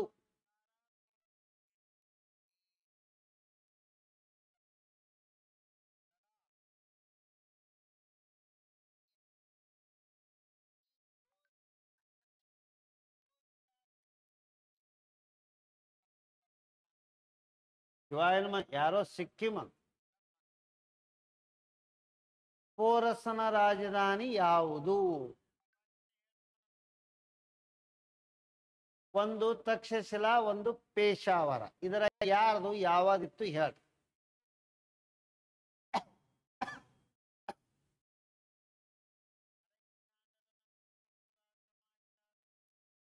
ಅಂಬಿ, ಪೇಶಾವರ ಇಬ್ಬರ ರಾಜಧಾನಿಗಳನ್ನ ಆನ್ಸರ್ ಮಾಡಿಸ. ವಿಶ್ವದಲ್ಲಿ ಅತ್ಯಂತ ಡ್ರೈ ಕಾಂಟಿನೆಂಟ್, ಆರ್ದ್ರತೆ ಹೊಂದಿರುವ ಯಾವುದು ಅಂತ ಕೇಳ್ಯಾರ. ಆರ್ದ್ರ ಅಂದ್ರೆ ಏನು? ಶುಷ್ಕ ಅಂದ್ರೆ ಡ್ರೈ ಆಯ್ತು, ಆರ್ದ್ರ ಅಂದ್ರೆ ಹ್ಯುಮಿಡಿಟಿ ಅನ್ನಂಗ. ಹ್ಯುಮಿಡ್ ಅಂದ್ರೆ ತೇವಾಂಶ ಇರುವ ಖಂಡ ಯಾವುದು? ಯಾಕ ಇಲ್ಲಿ ಏನದ ಆ ರೀತಿ ಕೇಳ್ಯಾರ ಅಂದ್ರ, ಈ ದಕ್ಷಿಣ ಅಮೇರಿಕಾ ಖಂಡದ ಪೂರ್ವ ಭಾಗದಲ್ಲಿ ದಕ್ಷಿಣದ ಅಟ್ಲಾಂಟಿಕ್ ಸಾಗರ, ಇದರ ನೀರಿನ ಅಂಶನೂ ಅದ, ಇದಕ್ಕೆ ತೇವಾಂಶ. ಈ ಕಡೆ ಪಶ್ಚಿಮಕ್ಕ ದಕ್ಷಿಣದ ಪೆಸಿಫಿಕ್ ಸಾಗರ ಅದ, ಪೆಸಿಫಿಕ್ ಸಾಗರ. ಇನ್ನ ಸೌತಕ್ಕೆ ಯಾವುದು ಅಂದ್ರೆ ಅಂಟಾರ್ಕಟಿಕ್ ಖಂಡದ, ಅದನ್ನು ಐಸ್, ಅಂಟಾರ್ಕಟಿಕ್ ಖಂಡ. ಇದನ್ನು ಐಸ್ ಬೇರೆ ಅದಲ್ಲ. ಇವೆಲ್ಲ ತರದ ನೀರಿನ ತೇವಾಂಶದಿಂದ ಇದು ಹೈಯೆಸ್ಟ್ ಹ್ಯೂಮಿಡ್, ಅತಿ ಹೆಚ್ಚು ಆರ್ದ್ರತೆ ಹೊಂದಿರುವ ಖಂಡ ಅಂತೇಳಿ ಗುರುತಿಸ್ತೇವೆ ನಾವು. ಅಂದ್ರೆ 3 ಕಡೆ ಜಲಭಾಗಗಳು ಅದಾವಂದಂಗ. ಈ ದಕ್ಷಿಣ ಅಮೇರಿಕಾ ಮತ್ತು ಅಂಟಾರ್ಕಟಿಕ್ ಖಂಡಗಳನ್ನು ಬೇರ್ಪಡಿಸುವ ಜಲಸಂಧಿ ಯಾವುದು ಅಥವಾ ವರ್ಡ್ ಯಾವುದು ಅಂತ ಕೇಳಾರ. ಇದನ್ನ ನಾವು ಡ್ರೇಕ್ಸ್ ಪ್ಯಾಸೇಜ್ ಅಂತೇಳಿ ಕರಿಬೇಕು. UPSC question. ಡ್ರೇಕ್ಸ್ ಪ್ಯಾಸೇಜ್ ಎರಡನ್ನು ಬೇರ್ಪಡಿಸುತ್ತದೆ, ಇಷ್ಟು ಹೇಳ. ನೆಕ್ಸ್ಟ್ ವರ್ಡ್, ಆಫ್ರಿಕಾ ಖಂಡದಲ್ಲಿ ಅತ್ಯಂತ ದೊಡ್ಡದಾದ ದೇಶ ಯಾವುದು? ಇಲ್ಲಿ ಕೊಟ್ಟಿದ್ದರದಾಗ ವಿಸ್ತೀರ್ಣದೊಳಗ ದೊಡ್ಡ ದೇಶ ಯಾವುದು, ಜನಸಂಖ್ಯೆದಾಗನು ದೊಡ್ಡ ದೇಶ ಯಾವುದು? ಪಟ್ನೆ ಹೇಳಿ. ಆಫ್ರಿಕಾ ಖಂಡದಲ್ಲಿ ವಿಸ್ತೀರ್ಣದಲ್ಲಿ ದೊಡ್ಡದಾದ ದೇಶ ಯಾವುದು? ಆಫ್ರಿಕಾದ ಉತ್ತರಕ್ಕೆ ಇರುವ ಅಲ್ಜೀರಿಯಾ. ಹಾಗಾದರೆ ಇದು ವಿಸ್ತೀರ್ಣದಾಗಾಯ್ತು. ಇನ್ನು ನಮಗ ಜನಸಂಖ್ಯೆದೊಳಗೆ ಹೇಳ್ರಿ, ಜನಸಂಖ್ಯೆಯಲ್ಲಿ ದೊಡ್ಡದಾದ ದೇಶ ಯಾವುದು? ಅದು ಅಲ್ಜೀರಿಯಾ ಆದ್ರ ಇದು ನೈಜೀರಿಯಾ ಅಂತ ಹೇಳಿ ಹೇಳ್ಬೇಕು. ಎಷ್ಟು ವಾರ? ಸುಡಾನ್ ದೇಶದ ರಾಜಧಾನಿ ಯಾವುದು? ಖಾರ್ಟೂಮ್. ಖಾರ್ಟೂಮದಲ್ಲಿ 2 ನದಿಗಳು ಸಂಗಮಗೊಳ್ಳುತ್ತಾವ. ಒಂದು ನೀಲಿ ನೈಲ, ಎರಡನೆಯದ್ದು ವೈಟ್ ನೈಲ್. ಬ್ಲೂ ನೈಲ್ ಮತ್ತು ವೈಟ್ ನೈಲ್ ಇವೆರಡೂ ನದಿಗಳು ಎಲ್ಲಿ ಸಂಗಮಗೊಳ್ಳುತ್ತವ ಅಂದ್ರ ಕಣ್ಣು ಮುಂದೆ ಮ್ಯಾಪ್ ಬಂತು ಅಂದ್ರೆ ಅವು ಎಲ್ಲಿ ಸಂಗಮಗೊಳ್ತಾವ ತಾನೇ ನೆನಪಿಗೆ ಬರ್ತವ sir. Next question number 25. Rwanda, ಇದರ ರಾಜಧಾನಿ ಕೈಗಾಲಿ. ಇವು ಏನದಂದ್ರೆ ಒಂದು 2-3 ಇದ್ರಾಗ ಬರಿಬಹುದು. ಹಾಗಾದರೆ ರುವಾಂಡದ ರಾಜಧಾನಿ ಯಾವುದು ಅಂದ್ರೆ ಕೈಗಾಲಿ. ಡೆನ್ಮಾರ್ಕದ ರಾಜಧಾನಿ ಯಾವುದು ಅಂದ್ರ ಕೋಪನ್ ಹೆಗನ್. ಕೋಪನ್ ಹೆಗನ್ನ ಡೆನ್ಮಾರ್ಕ. ಇದು ರುವಾಂಡಾ ದೇಶದ ರಾಜಧಾನಿ ಯಾವುದು ಅಂದ್ರೆ ಕೈಗಾಲಿ ಅಥವಾ ಕೀಗಾಲಿ. ಕೆಳಗಿನವುಗಳಲ್ಲಿ ಯಾವುದು ಏಷ್ಯಾ ಮತ್ತು ಆಫ್ರಿಕಾ ಖಂಡಗಳನ್ನು ಬೇರ್ಪಡಿಸುತ್ತದೆ? ಇಲ್ಲಿ ಸಾವಕಾಶ ಅಬ್ಸರ್ವೇಷನ್ ಮಾಡಿ. ಪನಾಮ ಕಾಲುವೆ ಎಲ್ಲ ಅನ್ನೋದು. ಪನಾಮ ಕಾಲುವೆ ಎನ್ನುವುದು 2 ಖಂಡಗಳು, ಉತ್ತರ ಅಮೇರಿಕಾ ಮತ್ತು ದಕ್ಷಿಣ ಅಮೇರಿಕಾಗಳನ್ನು ಬೇರ್ಪಡಿಸುತ್ತದೆ. ಇದು ಒಂದು ಕಾನ್ಸೆಪ್ಟ್ ಆಯ್ತು. ಮತ್ ಇದು ಅಲ್ಲ ಅಂದಕ್ರೆ ಏನ್ ಹೇಳಬಹುದು? ಪೆಸಿಫಿಕ್ ಸಾಗರ, ಅಟ್ಲಾಂಟಿಕ್ ಸಾಗರಗಳನ್ನು ಸಂಪರ್ಕಿಸುತ್ತದೆ. ಅಟ್ಲಾಂಟಿಕ್ ಸಾಗರ ಇವುಗಳನ್ನ ಸಂಪರ್ಕಿಸುತ್ತದೆ. ಸುಯೇಜ್ ಕಾಲುವೆ ಇದು ಆಫ್ರಿಕಾ ಖಂಡ ಮತ್ತು ಏಷ್ಯಾ ಖಂಡಗಳನ್ನು ಬೇರ್ಪಡಿಸುತ್ತದೆ. ಏಷ್ಯಾ ಖಂಡ ಎರಡನ್ನು ಬೇರ್ಪಡಿಸ್ತದೆ. ಆದ್ರೆ ಇಲ್ಲಿ ಸಂಪರ್ಕ ಮಾಡುವುದು ಯಾವುದು ಅಂದ್ರೆ ಮೆಡಿಟೇರಿಯನ್ ಸಮುದ್ರ. ಮೆಡಿಟೇರಿಯನ್ ಸಮುದ್ರ ಮತ್ತು ಕೆಂಪು ಸಮುದ್ರಗಳನ್ನು ಸಂಪರ್ಕಿಸುತ್ತದೆ.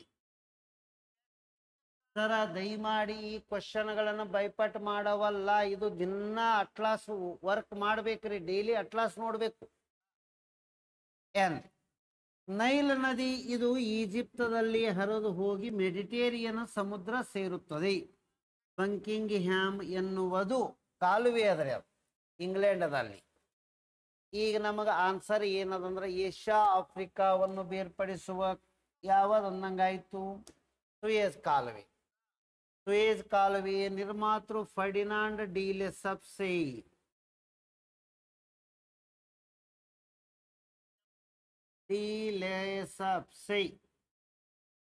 ಇಲ್ಲೊಂದು ಕ್ವಶನ್ ಕೇಳ್ತೀನಿ ನಾನು. ಸುಯೇಜ್ ಕಾಲುವೆಯ ವಿವಾದವನ್ನು ಬಗೆಹರಿಸಿ ನೊಬೆಲ್ ಶಾಂತಿ ಪ್ರಶಸ್ತಿಯನ್ನು ಪಡೆದ ಕೆನಡಾದ ಮಾಜಿ ಪ್ರಧಾನಿ ಯಾರು? ಅಥವಾ ಕೆನಡಾ ದೇಶದ ವ್ಯಕ್ತಿ ನಾವು. ಸುಯೇಜ್ ಕಾಲುವೆಯ ವಿವಾದ ಬಗೆಹರಿಸಿ ನೊಬೆಲ್ ಶಾಂತಿ ಪ್ರಶಸ್ತಿ ಪಡೆದಿರುವ ವ್ಯಕ್ತಿ ಯಾರು? ಕಾಮೆಂಟ್ಸ್ ಬಾಕ್ಸ್ನಾಗ ಆನ್ಸರ್ ಹಾಕಿ ಸರ್. ಕ್ವಶನ್: ಕನ್ಯಾಕುಮಾರಿಯಿಂದ ಕೊಲಂಬೋ ತಲುಪಲು ಕೆಳಗಿನವುಗಳಲ್ಲಿ ಯಾವುದನ್ನು ದಾಟಬೇಕಾಗುತ್ತದೆ? ಮೊನ್ನೆ KS ಒಂದು ಕ್ವೆಶ್ಚನ್ ಕೇಳಿದ್ರು, ಕರ್ನಾಟಕದಿಂದ ಮಣಿಪುರಕ್ಕೆ ಹೋಗ್ಬೇಕಂದ್ರೆ ಎಸ್ ರಾಜ್ಯ ಅಂದಂಗ್ರಿ. ಇದು ಇಂಥವು ನಮಗ ಹೇಳಬೇಕು ಅಂದ್ರೆ ಅದರ ಬಗ್ಗೆ ಕಲ್ಪನೆಗಳು ಬೇಕು. ಪಾಕ್ ಜಲಸಂಧಿ ಇರುವುದು ಎಲ್ಲಿ ಅಂದ್ರೆ ಭಾರತ ಶ್ರೀಲಂಕಾದ ನಡಬರ್ಕ ಐತ್ರಿ. ನೆಕ್ಸ್ಟ್ ಪಾಕ್ ಗಲ್ಫ್ ಅಂತ ಹೇಳ್ಯದ. ಕುಕ್ ಜಲಸಂಧಿ ಎಲ್ಲಿ ಅದ ಅಂದ್ರೆ ಉತ್ತರದ ನ್ಯೂಜಿಲ್ಯಾಂಡ್ ಮತ್ತು ದಕ್ಷಿಣದ ನ್ಯೂಜಿಲ್ಯಾಂಡ್ ಅದ. ಉತ್ತರದ ನ್ಯೂಜಿಲ್ಯಾಂಡ್ ಮತ್ತು ದಕ್ಷಿಣದ ನ್ಯೂಜಿಲ್ಯಾಂಡ್ ಇಲ್ಲಿ ಅದ.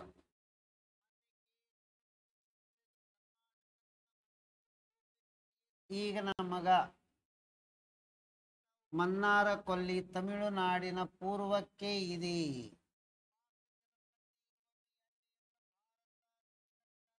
ಆನ್ಸರ್ ಯಾವುದು ಅಂದ್ರೆ ಇದು ಹೇಳ.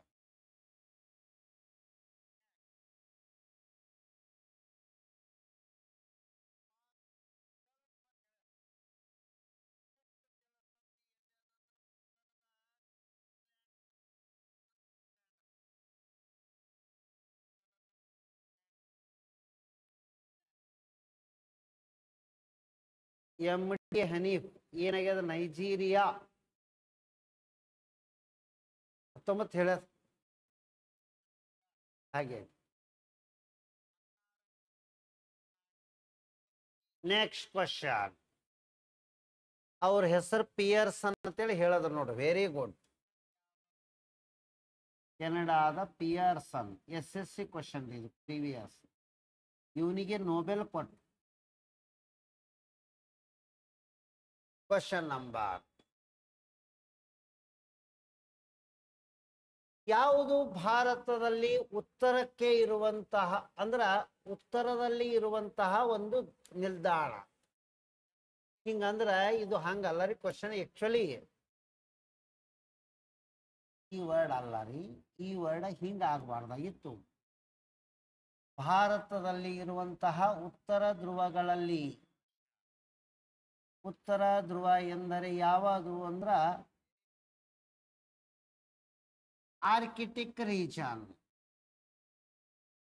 ಆರ್ಕಿಟಿಕ್ ಧ್ರುವ ಪ್ರದೇಶ ಎಂದರ್ಥ. ಅಲ್ಲಿ ಇರೋದು ಯಾವ್ದದ ಅಂತ ಕೇಳ್ಯಾರ. ಅಲ್ಲಿ ಇರೋದು ಹಿಮಾದ್ರಿ ಅಂತ ಹೇಳಿ ಬರ್ತದೆ ನಮ್ಗೆ. ದಕ್ಷಿಣ ಗಂಗೋತ್ರಿ, ಮೈತ್ರಿ ಮತ್ತು ಒಂದು ಭಾರತಿ ಅಂತ ಹೇಳಿ ಬರ್ತಾವ. ಮೂರು. ಇವು ಮೂರು ಎಲ್ಲಿ ಬರ್ತಾವ ಅಂದ್ರೆ ಅಂಟಾರ್ಕಟಿಕ್ ಖಂಡದಲ್ಲಿ ಭಾರತದ ಪ್ರಯೋಗಾಲಯಗಳು ಬರ್ತಾವ. ಅಂಟಾರ್ಕಟಿಕ್ ಖಂಡದಲ್ಲಿ. Question number 29. ಗೋಲ್ಡನ್ ಕ್ರೆಸೆಂಟ್ ರಾಷ್ಟ್ರಗಳ ಸಮೂಹ ಯಾವುದು ಆಗಿದೆ? ಗೋಲ್ಡನ್ ಕ್ರೆಸೆಂಟ್ ತಿಳಿ ಬರ್ತದ್ರಿ. ಕ್ರೆಸೆಂಟ್ ಅಂದ್ರೆ ಅರ್ಧ ಚಂದ್ರ. ಗೋಲ್ಡನ್ ಕ್ರೆಸೆಂಟ್ ಎಂದು ಯಾವುದಕ್ಕೆ ಕರೆಯಲಾಗುತ್ತದೆ? ಪಟ್ನೆ ಹೇಳಬೇಕು. ಗೋಲ್ಡನ್ ಕ್ರೆಸೆಂಟ್ ಅಂದ್ರೆ ಮೂರು ದೇಶಗಳ ಸಮೂಹ ಅದಲ್ಲ, ಅದನ್ನು ಹೇಳ್ರಿ ನಾನು.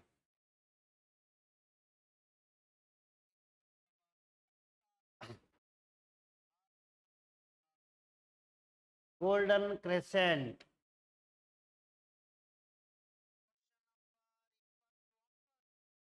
ಈ ಗೋಲ್ಡನ್ ಕ್ರೆಸೆಂಟ್ ಎಂದರೆ ಏನು ಅಂದ್ರೆ ನಮ್ಮಲ್ಲೆಲ್ಲ ಡಾಕ್ಟರ್ಸ್ ಚಿಹ್ನೆ ಹಿಂಗಿರ್ತದ. ಇದಕ್ಕೆ ರೆಡ್ ಕ್ರಾಸ್ ಹತ್ತೀವಿ, ಅವರು ಅದಕ್ಕೆ ಗೋಲ್ಡನ್ ಕ್ರೆಸೆಂಟ್ ಅತ್ತಾರ. ಹಾಗಾದ್ರೆ ಅಲ್ಲಿ ವೈದ್ಯರ ಸಂಕೇತರೇ ಅದು. ಯಾವ ಮೂರು ರಾಷ್ಟ್ರಗಳಲ್ಲಿ ಗೋಲ್ಡನ್ ಕ್ರೆಸೆಂಟ್ ಎನ್ನುವ ಸಂಕೇತವಿದೆ?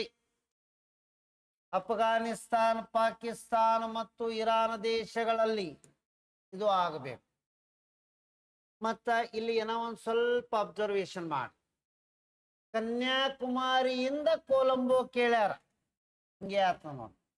ಭಾರತದಿಂದ ಶ್ರೀಲಂಕಾ ಬ್ಯಾರೆ, ತಮಿಳುನಾಡಿನ ಕನ್ಯಾಕುಮಾರಿ ತಮಿಳುನಾಡಿಗೆ ಯಾವ್ದು ಹಂಚ್ಕೊಂಡದ ಅಂದ್ರೆ ಮನ್ನಾರ ಕೊಲ್ಲಿ. ಇದನ್ನ ಪಾಸ್ ಮಾಡ್ಬೇಕ್ರಿ ಫಸ್ಟ್. ಅದಕ್ಕೆ ಇದನ್ನ ಕರೆಕ್ಷನ್ ಮಾಡ್ಕೊರಿ ಸರ್ ದಯಮಾಡಿ. ಮನ್ನಾರ ಕೊಲ್ಲಿ ಯಾಕಂದ್ರೆ ತಮಿಳುನಾಡಿನ ಪೂರ್ವಕ್ಕೆ ಇರುವುದು. ಇಲ್ಲಿ ಕನ್ಯಾಕುಮಾರಿ ಅಂದ್ರೆ ತಮಿಳುನಾಡು ತಗೋಬೇಕು. Question number.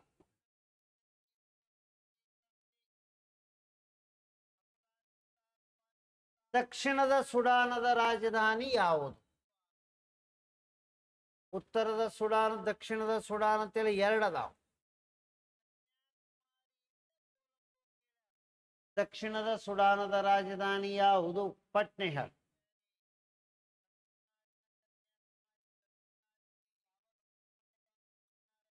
ಜುಬಾ ಜುಬಾ ಎಂಬ. ಖಾರ್ಟೂಮ್ ಉತ್ತರದ ಸುಡಾನ್. ಗ್ರೇಟ್ ಬ್ಯಾರಿಯರ್ ರೀಫ್ ಎಲ್ಲಿದೆ? ಇದನ್ನ ನಿನ್ನೇನು ಒಂದು ಕ್ಲಾಸ್ನಾಗ ಹೇಳ್ದಂಗಾಗ್ಯದ. ಗ್ರೇಟ್ ಬ್ಯಾರಿಯರ್ ರೀಫ್ ಎಲ್ಲಿದೆ ಅಂದ್ರೆ ಇದು ಏನು ಅಂದ್ರೆ ಆಸ್ಟ್ರೇಲಿಯಾ. ಆಸ್ಟ್ರೇಲಿಯಾದ ಈ ಭಾಗದಲ್ಲಿ ಅದ, ಅಂದ್ರೆ ಈಶಾನ್ಯ ಮತ್ತು ಪೂರ್ವ ಭಾಗದಲ್ಲಿ. ಇದು ಪ್ರಪಂಚದ ಅತ್ಯಂತ ದೊಡ್ಡದಾದ ಹವಳದ ದಿಬ್ಬ. ಅಲ್ಲಿ ಏನದಂದ್ರೆ ಪೆಸಿಫಿಕ್ ಓಷಿಯನ್ ಬರ್ತದೆ. ಅಬ್ಸರ್ವೇಷನ್ ಮಾಡಿ ನೋಡೋಣ ಯಾವ್ದದ. ಪೆಸಿಫಿಕ್ ಸಾಗರದಲ್ಲಿ ಪ್ರಪಂಚದ ದೊಡ್ಡದಾದ ಹವಳದ ದಿಬ್ಬವಾಗಿದೆ. ಪ್ರಪಂಚದ ದೊಡ್ಡದಾದ ಹವಳದ ದಿಬ್ಬ. ಇದಕ್ಕ ಆಸ್ಟ್ರೇಲಿಯಾ ಅಂತ ಹೇಳಿ ಬರೀರಿ. ಇದಕ್ಕ ಗ್ರೇಟ್ ಬ್ಯಾರಿಯರ್ ರೀಫ್.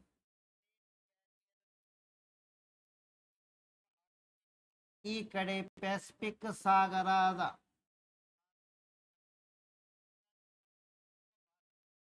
ಒಂದು ವೇಳೆ ಈ ಕಡೆ ಬಂದಿತ್ತು ಅಂದ್ರೆ ಇದು ಹಿಂದೂ ಮಹಾಸಾಗರ ಆತಿತ್ತು. ಆ ಕಡೆ ಇರೋದ್ರಿಂದ ಪೆಸಿಫಿಕ್ ಸಾಗರ ಹೇಳಿದೆವು. Next question. ಭಾರತವು ಕೆಳಗಿನ ಯಾವ ದೇಶಗಳಲ್ಲಿ ಚಬಹಾರ ಬಂದರವನ್ನು ಅಭಿವೃದ್ಧಿಪಡಿಸುತ್ತಿದೆ? ಚಬಹಾರ್ ಬಂದರ ಎನ್ನುವುದು ಭಾರತ ಈ ಕೆಳಗಿನ ಯಾವ ದೇಶಗಳಲ್ಲಿ ಅಭಿವೃದ್ಧಿಗೊಳಿಸುತ್ತಿದೆ? ಪಟ್ನೆ ಆನ್ಸರ್ ಮಾಡಿ ನೋಡೋಣ. ಇರಾನ್ ದೇಶದಲ್ಲಿ ಚಬಹಾರ್ ಬಂದರವನ್ನು ಅಭಿವೃದ್ಧಿಗೊಳಿಸುತ್ತಿದೆ. ಅಫ್ಘಾನಿಸ್ತಾನದ ರಾಜಧಾನಿ ಯಾವುದು? ಕಾಬೂಲ್. ಹೌದು, ಕಾಬೂಲದಲ್ಲಿ ಯಾರ ಸಮಾಧಿ ಇದೆ? ಬಾಬಾ. ಇರಾನ್ ದೇಶದ ರಾಜಧಾನಿ ಯಾವುದು? ತೆಹರಾನ್. ಓಮನ್ನದ ರಾಜಧಾನಿ ಯಾವುದು? ಮುಸ್ಕಾಟ್. ಇರಾಕ್ ದೇಶದ ರಾಜಧಾನಿ ಬಾಗ್ದಾದ್. ಬಾಗ್ದಾದ್. Next question. ಅಫ್ಘಾನಿಸ್ತಾನದಲ್ಲಿ ಘಜ್ನಿ ಮತ್ತು ಗೋರಿ ಎಂಬ ಪ್ಲೇಸ್ಗಳು ಇಲ್ಲೇ ಅದಾವ್ರಿ. SDA question. ಅಫ್ಘಾನಿಸ್ತಾನದಲ್ಲಿ ಕಂದಹಾರ ಪ್ರದೇಶನೂ ಅದ. ಅಫ್ಘಾನಿಸ್ತಾನದಲ್ಲಿ ಬಾಮಿಯಾನ ಎನ್ನುವ ಪ್ರಪಂಚದ ದೊಡ್ಡದಾದ ಬುದ್ಧನ ಪ್ರತಿಮೆ ಇತ್ತು. ಎಲ್ಲ ಹಾಳು ಮಾಡ್ಯಾರ. ಬುದ್ಧನ ಪ್ರತಿಮೆ ಇತ್ತು.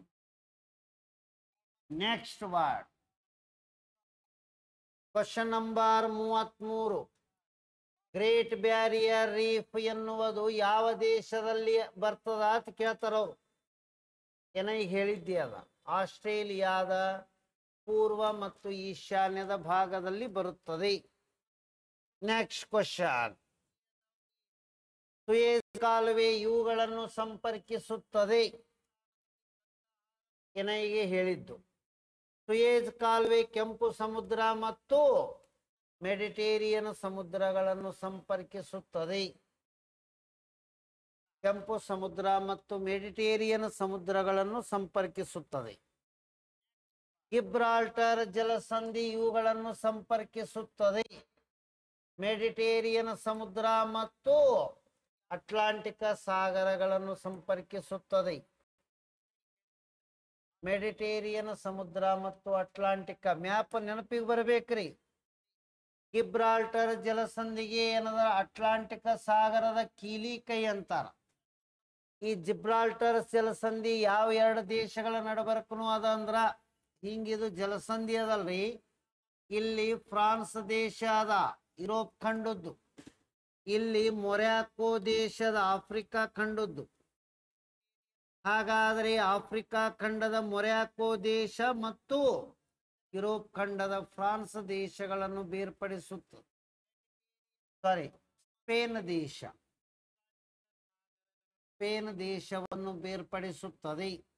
ಸ್ಪೇನ್ ದೇಶದ ರಾಜಧಾನಿ ಯಾವುದು ಅಂದ್ರೆ ಮ್ಯಾಡ್ರಿಡ್. ಸ್ಪೇನ್ ದೇಶದ ರಾಷ್ಟ್ರೀಯ ಕ್ರೀಡೆ ಬುಲ್ ಫೈಟಿಂಗ್, ಗೂಳಿಯ ಕಾಳಗ ಹೇಳಬೇಕು. ಮೊರ್ಯಾಕೋ ದೇಶದಿಂದ ಭಾರತಕ್ಕೆ ಬಂದವರು ಯಾರು? ಮೊಹಮ್ಮದ್ ಬಿನ್ ತುಘಲಕನ ಆಸ್ಥಾನಕ್ಕೆ ಬಂದಿದ್ದ. ಅವನ ಹೆಸರೇ ಇಬನ್ ಬತೂತ್. ಇಬನ್ ಬತೂತ ಯಾರ ಆಸ್ಥಾನಕ್ಕೆ ಬಂದಿದ್ದನು? ಮೊಹಮ್ಮದ್ ಬಿನ್ ತುಘಲಕನ ಆಸ್ಥಾನಕ್ಕೆ ಬಂದಿದ್ದನು. ಕ್ವಶನ್ ನಂಬರ್, ಬ್ಲ್ಯಾಕ್ ಫಾರೆಸ್ಟ್ ಅಂತ ಹೇಳಿ ಅದಾವ, ಆದ್ರೆ ಅವು ಫಾರೆಸ್ಟೇ ಅಲ್ಲ. ಎಲ್ಲಿ ಅದಾವ ಅಂತ ಕೇಳ್ತಾರ. ಬ್ಲ್ಯಾಕ್ ಫಾರೆಸ್ಟ್ ಎನ್ನುವ ಟರ್ಮ್ ಜರ್ಮನಿದೊಳಗೆ ಬರ್ತದೆ. ಜರ್ಮನಿಯ ರಾಜಧಾನಿ ಯಾವುದು ಅಂದ್ರೆ ಬರ್ಲಿನ್. ಫ್ರಾನ್ಸದ ರಾಜಧಾನಿ ಯಾವುದು ಅಂದ್ರೆ ಪ್ಯಾರಿಸ್.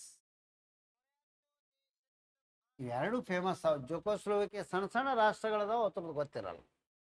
ಬ್ಲ್ಯಾಕ್ ಫಾರೆಸ್ಟೇ ಅಲ್ಲರೇ ಅವು. ಸುನಾಮಿ ಜಪಾನ್ ದೇಶದಲ್ಲಿ ಏನದಂದ್ರೆ, ಇದು ಕರೆಂಟ್ ಅಫೇರ್ಸ್ ಅದ, ಬೇಡ 37 ಬರೀ ಆನ್ಸರ್ ಹೇಳ್ಬೋದು.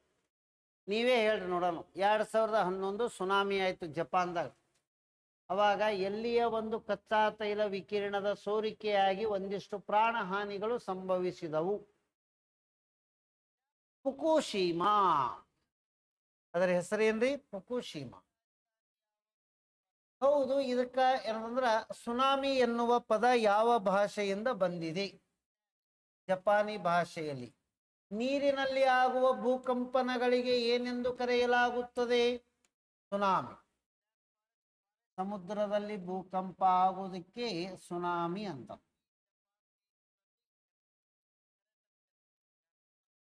ಇದು ಗೊತ್ತಿರಬೇಕು. ಇದು ಜಪಾನ್ ದೇಶದ ಭಾಷೆಯ ಪದವಾಗಿದೆ. ಇಲ್ಲಿ ವಿಕಿರಣ, ಅನಿಲ ಸೋರುವಿಕೆ, ವಿಕಿರಣಗಳು ಸೋರುವಿಕೆ ಆದು. ರಾಜಧಾನಿ ಟೋಕಿಯೋ ಜಪಾನದ ಯಾವ ದ್ವೀಪದಲ್ಲಿ ಬರುವ ನಗರ? ಯಾವ ದ್ವೀಪದಲ್ಲಿ ಬರುವ ನಗರವಾಗಿದೆ? ಪಟ್ನೆ ಆನ್ಸರ್ ಹೇಳಬೇಕು. ಜಪಾನ್ ದೇಶದ ರಾಜಧಾನಿ ಟೋಕಿಯೋ ಯಾವ ದ್ವೀಪದಲ್ಲಿ ಬರುತ್ತದೆ? ಹೇಳ್ರಿ ಆನ್ಸರ್. 38. ರೆಡ್ ಇಂಡಿಯನ್ ಎನ್ನುವ ಪದ ಸಂಬಂಧಿಸಿರುವುದು ಯಾರಿಗೆ ಅಂತ ಕೇಳ? ಉತ್ತರ ಅಮೇರಿಕಾದವರಿಗೆ. ಅವರಿಗೆ ಯಾಕಂದ್ರೆ 1492ರಲ್ಲಿ ಅಮೇರಿಕಾ ಕಂಡು ಹಿಡಿದವನು ಯಾರು? ಕೊಲಂಬಸ್. ಹೌದು. ಕೊಲಂಬಸ್ ಮೂಲತಃ ಯಾವ ದೇಶದವನು? ಇಟಲಿ ದೇಶದವನು. ಇದು ಕೇಳಿದ್ದು. ರೆಡ್ ಇಂಡಿಯನ್ ಎನ್ನುವ ಪದ. ಕೀನ್ಯಾದ ರಾಜಧಾನಿ ಯಾವುದು? ನೈರೋಬಿ. ಆಯ್ತರ. ಇಲ್ಲಿ ಒಂದು ವರ್ಡ್, ಕೀನ್ಯಾದ ಒಬ್ಬರು ಪರಿಸರ ಸಂರಕ್ಷಣಾವಾದಿಗಳು ಇದ್ರು. ಆಫ್ರಿಕಾ ಖಂಡದಿಂದ ನೊಬೆಲ್ ಪ್ರಶಸ್ತಿ ಪಡೆದ ಮೊದಲ ಮಹಿಳೆಯರವರು. ಹಾಗಾಗಿ ಏನಂದ್ರೆ ಆ ಕೀನ್ಯಾದೊಳಗ ಪರಿಸರ ಹೋರಾಟಗಾರರು ಒಬ್ಬರಿದ್ರು, ನೊಬೆಲ್ ತಗೊಂಡಿದ್ರು. ಅವರು ಇತ್ತೀಚೆಗೆ ಮರಣನೂ ಹೊಂದ್ಯಾರ. ಹಾಗಾದ್ರೆ ಅವರ ಹೆಸರು ಏನು? UPSC previous question. Next, New Zealand ದೇಶಕ್ಕೆ ಕಿವಿಗಳ ನಾಡು ಎಂದು ಕರೆಯುತ್ತಾರೆ. ಕಿವಿ ಎನ್ನುವುದು ಹಾರಲಾರದ ಪಕ್ಷಿಯಾಗಿದೆ. Flightless bird, ಹಾರಲಾರದ ಪಕ್ಷಿಯಾಗಿದೆ. ಇದು ಹೇಳ. ಶ್ರೀಲಂಕಾ ಎಂದರೆ ಸ್ವತಂತ್ರ ಆಗ್ಯದ? 1948ಕ್ಕೆ ಸ್ವತಂತ್ರ ಆಗ್ಯದ. Question number 39. ಪಶು ಸಂಗೋಪನೆಯಲ್ಲಿ ತೊಡಗಿಸಿಕೊಂಡ ಬುಡಕಟ್ಟು ಜನಾಂಗದವರು ಯಾರು ಅಂತ ಕೇಳ್ತಾರೆ. ಬೋಡೋ, ಮಸಾಯಿ, ಪಿಗ್ಮಿ ಮತ್ತು ಎಸ್ಕಿಮೋ. ಎಸ್ಕಿಮೋ ಜನಾಂಗ ಎಲ್ಲಿ ಬರ್ತಾರ ಅಂದ್ರೆ ಗ್ರೀನ್ ಲ್ಯಾಂಡ್ ದ್ವೀಪದೊಳಗೆ ಬರ್ತಾರ. ಪಿಗ್ಮಿ ಜನಾಂಗ ಕಾಂಗೋ ಬೇಸಿನದೊಳಗೆ ಬರ್ತಾರ. ಕಾಂಗೋ ನದಿ ಬೈ ಅಲು ಪ್ರಪಂಚದ ಕುಳ್ಳ ಜನಾಂಗರಿ ಇವರು ಪಿಗ್ಮಿಗಳು, ಆಫ್ರಿಕಾ ಖಂಡದಾಗ. ಹಾಗಾದ್ರೆ ಬೋಡೋ ಜನಾಂಗ, ಮಸಾಯಿ ಜನಾಂಗ ಎಲ್ಲಿ ಬರ್ತಾರ? ಪಟ್ನೆ ಹೇಳ್ರಿ ನೋಡೋಣ. ಬೋಡೋ ಮತ್ತು ಮಸಾಯಿ ಜನಾಂಗ ಬರುವುದು ಎಲ್ಲಿ? ಇವ್ರಂತರು ಏನದಂದ್ರ ಗೂಡು, ಏನಂದ್ರ ಈ ಮಂಜುಗಡ್ಡೆಯಿಂದ ಎಸ್ಕಿಮೋ ಜನಾಂಗದವರು ಈಗಲೂ ಮನೆಗಳಲ್ಲಿ ಇರ್ತಾರ. ಪಿಗ್ಮಿ ಅಂದ್ರು ಕುಳ್ಳ ಜನಾಂಗ. ಈ ಪಶು ಸಂಗೋಪನೆ ಪಶುಪಾಲನೆದೊಳಗೆ ಕಷ್ಟ ಆಗ್ತದ. ಈ ಮಸಾಯಿ ಎನ್ನುವ ಜನಾಂಗದವರು ಈ ಕಾರ್ಯ ಮಾಡ್ತಾರ. ಹಾಗಾದರೆ ಮಸಾಯಿ ಜನಾಂಗ ಎಲ್ಲಿ ಕಂಡು ಬರುತ್ತದೆ?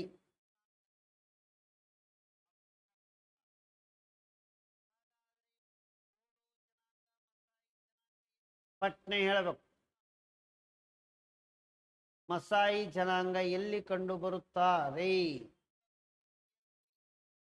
ಅರುಣ್ ಕುಮಾರ್ ಸಿ, ಪವಿತ್ರ ನಾಗೋಜ್.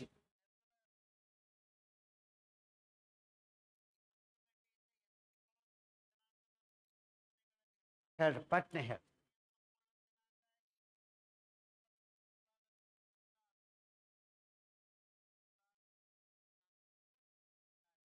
ಪಾರ ಅಥವಾ ಕ್ರಾಲ್ ಎನ್ನುವ ಪದ ಯಾರಿಗೆ ಸಂಬಂಧಿಸಿದೆ? ಏನಿದು ಅಂತ ಕೇಳ್ಯಾರ ಅವ್ರು.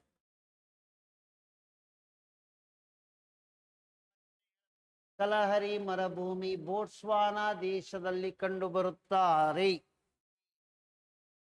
ಎಲ್ಲತ್ತರಿ? ಮಸಾಯಿ ಜನಾಂಗ ಎಲ್ಲಿ ಅಂದ್ರೆ ಕಲಹರಿ ಮರುಭೂಮಿ. ಹಾಗಾದ್ರೆ ಕಲಹರಿ ಮರುಭೂಮಿ ಎನ್ನುವುದು ಎಲ್ಲಿ ಬರ್ತದ ಅಂತ ಕೇಳಿದ್ರಂದ್ರ ಬೋಟ್ಸ್ವಾನ ದೇಶ. ಬೋಟ್ಸ್ವಾನ ದೇಶ ಎಲ್ಲಿ ಅದಂದ್ರ ಆಫ್ರಿಕಾ ಖಂಡದಲ್ಲಿ. ಇದು ಯಾವುದು? Next, Masai, Kenya, Kalahari, Tanzania. ಹ್ಞೂ ರೀ. ಭಾರತದಲ್ಲಿ ಬೋಡೋ ಜನಾಂಗ ಇಲ್ಲೆಲ್ಲ ಬರ್ತಾರ. ಕೀನ್ಯಾದಾಗ ಬರ್ತಾರ ಮಸಾಯಿ, ತಾಂಜೇನಿಯಾದಾಗ ಬರ್ತಾರ. ಒಟ್ಟಿನಲ್ಲಿ ಆಫ್ರಿಕಾ ಖಂಡದಲ್ಲಿ ಹೇಳಿ. Question number 40 12. ಇದು ಹೇಳಿ, ಪಟ್ನೆ ಆನ್ಸರ್.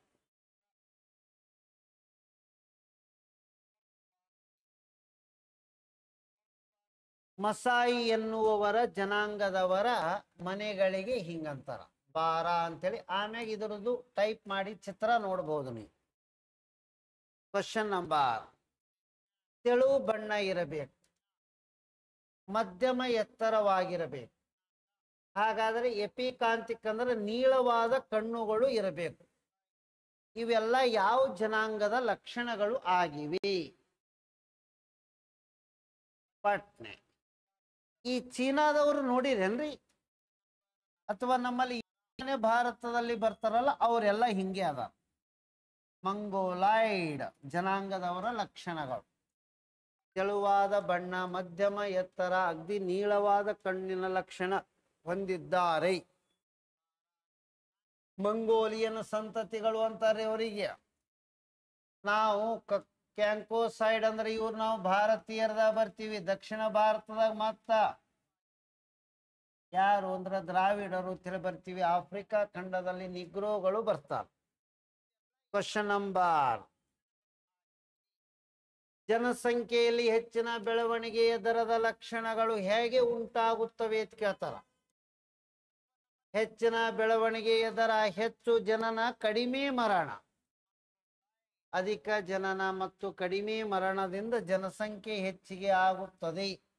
ಹುಟ್ಟವರ ಸಂಖ್ಯೆ ಜಾಸ್ತಿ, ಮರಣ ಹೊಂದುವವರ ಸಂಖ್ಯೆ ಕಡಿಮೆ ಆಯಿತು ಅಂದ್ರೆ ಜನಸಂಖ್ಯೆಯಲ್ಲಿ ಹೆಚ್ಚಳವಾಗುತ್ತದೆ. ಒಟ್ಟು ಭೂಮಿಯನ್ನು ಒಟ್ಟು ಜನಸಂಖ್ಯೆಯಿಂದ ಭಾಗಿಸಿದಾಗ ನಮಗೆ ಏನು ಸಿಗುತ್ತದೆ? ಜನಸಾಂದ್ರತೆ ಸಿಗುತ್ತದೆ. ಏನ್ ಸಿಗ್ತದ್ರಿ? ಜನಸಾಂದ್ರತೆ. ಒಟ್ಟ ಆ ಏರಿಯಾಕ ಜನಸಂಖ್ಯೆದಿಂದ ಮಾಡಿದೀವಿ ಅಂದ್ರೆ ಜನಸಂಖ್ಯಾ ಸಾಂದ್ರತೆ ಎಂದು ಕರೆಯಲಾಗುತ್ತದೆ. ನೆಕ್ಸ್ಟ್,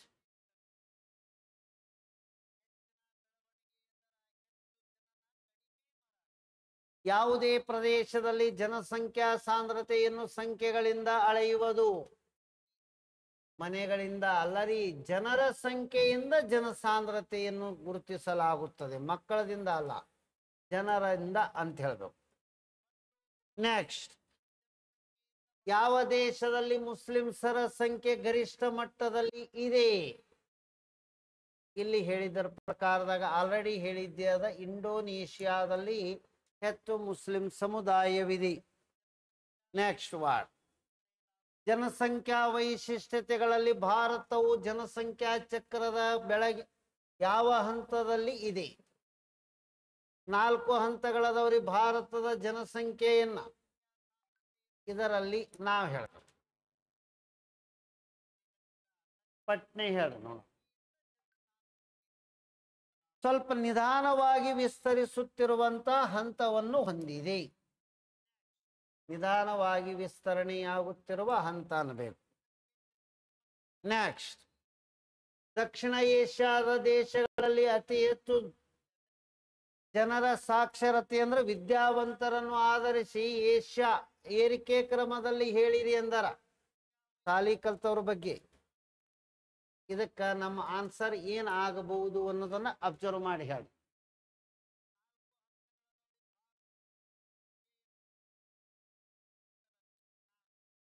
ಇದ್ರೊಳಗೆ ಹೈಯೆಸ್ಟ್ ವಿದ್ಯಾವಂತರು ಫಸ್ಟ್ ಯಾರು ಅಂದ್ರೆ ಇವ್ರಾಗಬೇಕು. ಅಂದ್ರೆ ಫಸ್ಟ್ ಶ್ರೀಲಂಕಾ, ಆಮ್ಯಾಗ ನೆಕ್ಸ್ಟ್ ಬರೋದೇ ಭಾರತ, ನೆಕ್ಸ್ಟ್ ಬರೋದು ಪಾಕಿಸ್ತಾನ್, ನೆಕ್ಸ್ಟ್ ಬರೋದು ಬಾಂಗ್ಲಾದೇಶ್. ಬಾಂಗ್ಲಾದೇಶದ ಸಾಲಿಗೆ ಹೋಗಲು 4 2 3 1 ಬಹಳ ಕಡಿಮೆ ಸಾಕ್ಷರತೆ ಅವರಿಗೆ. ಬಡತನ ಭಾಳ ಅದ, ಜನಸಾಂದ್ರತೆ ಭಾಳ ಅದ, ಭೂಪ್ರದೇಶ ಕಮ್ಮದ, ಉತ್ಪಾದನೆ ಇಲ್ಲ. ಕೆಳಗಿನ ಯಾವ ದೇಶವು ವಿಶ್ವದಲ್ಲಿ ಯುರೇನಿಯಂನ ಅತಿ ದೊಡ್ಡ ಉತ್ಪಾದಕ ರಾಷ್ಟ್ರವಾಗಿದೆ? ಯುರೇನಿಯಂದ ಅತಿ ದೊಡ್ಡದಾದ ಉತ್ಪಾದಕ ರಾಷ್ಟ್ರ ಯಾವುದು? ಕೆನಡಾ. ಒಂದು 2 ನಿಮಿಷ ಇದರ ಬಗ್ಗೆ ಮಾತಾಡ್ತೀನಿ. ಯುರೇನಿಯಂ ಒಟ್ಟು 3 ಸಮಸ್ಥಾನಿಗಳನ್ನು ಹೊಂದಿದೆ. ಯುರೇನಿಯಂ ಯುರೇನಿಯಂ ಯುರೇನಿಯಂ 92 ಪರಮಾಣು ಸಂಖ್ಯೆ, ಪರಮಾಣು ಸಂಖ್ಯೆ, ಪರಮಾಣು ಸಂಖ್ಯೆ, ಪರಮಾಣು ರಾಶಿ, ಪರಮಾಣು ರಾಶಿ.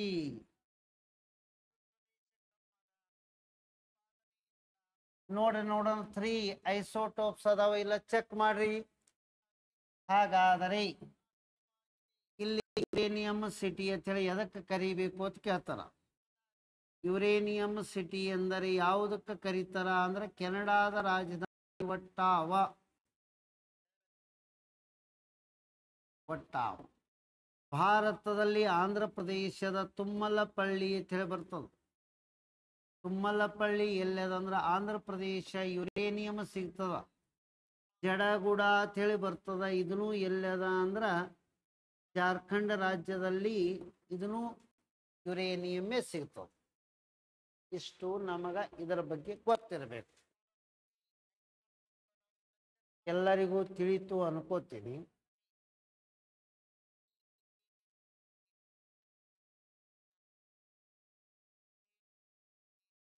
ಏನಾದರೂ ಡೌಟ್ಸ್ಗಳು ಇದ್ದು ಅಂದ್ರ ಪಟ್ನೆ ಕೇಳಬಹುದು. Any doubts? ಯಾಸೀನ್ ಎಂ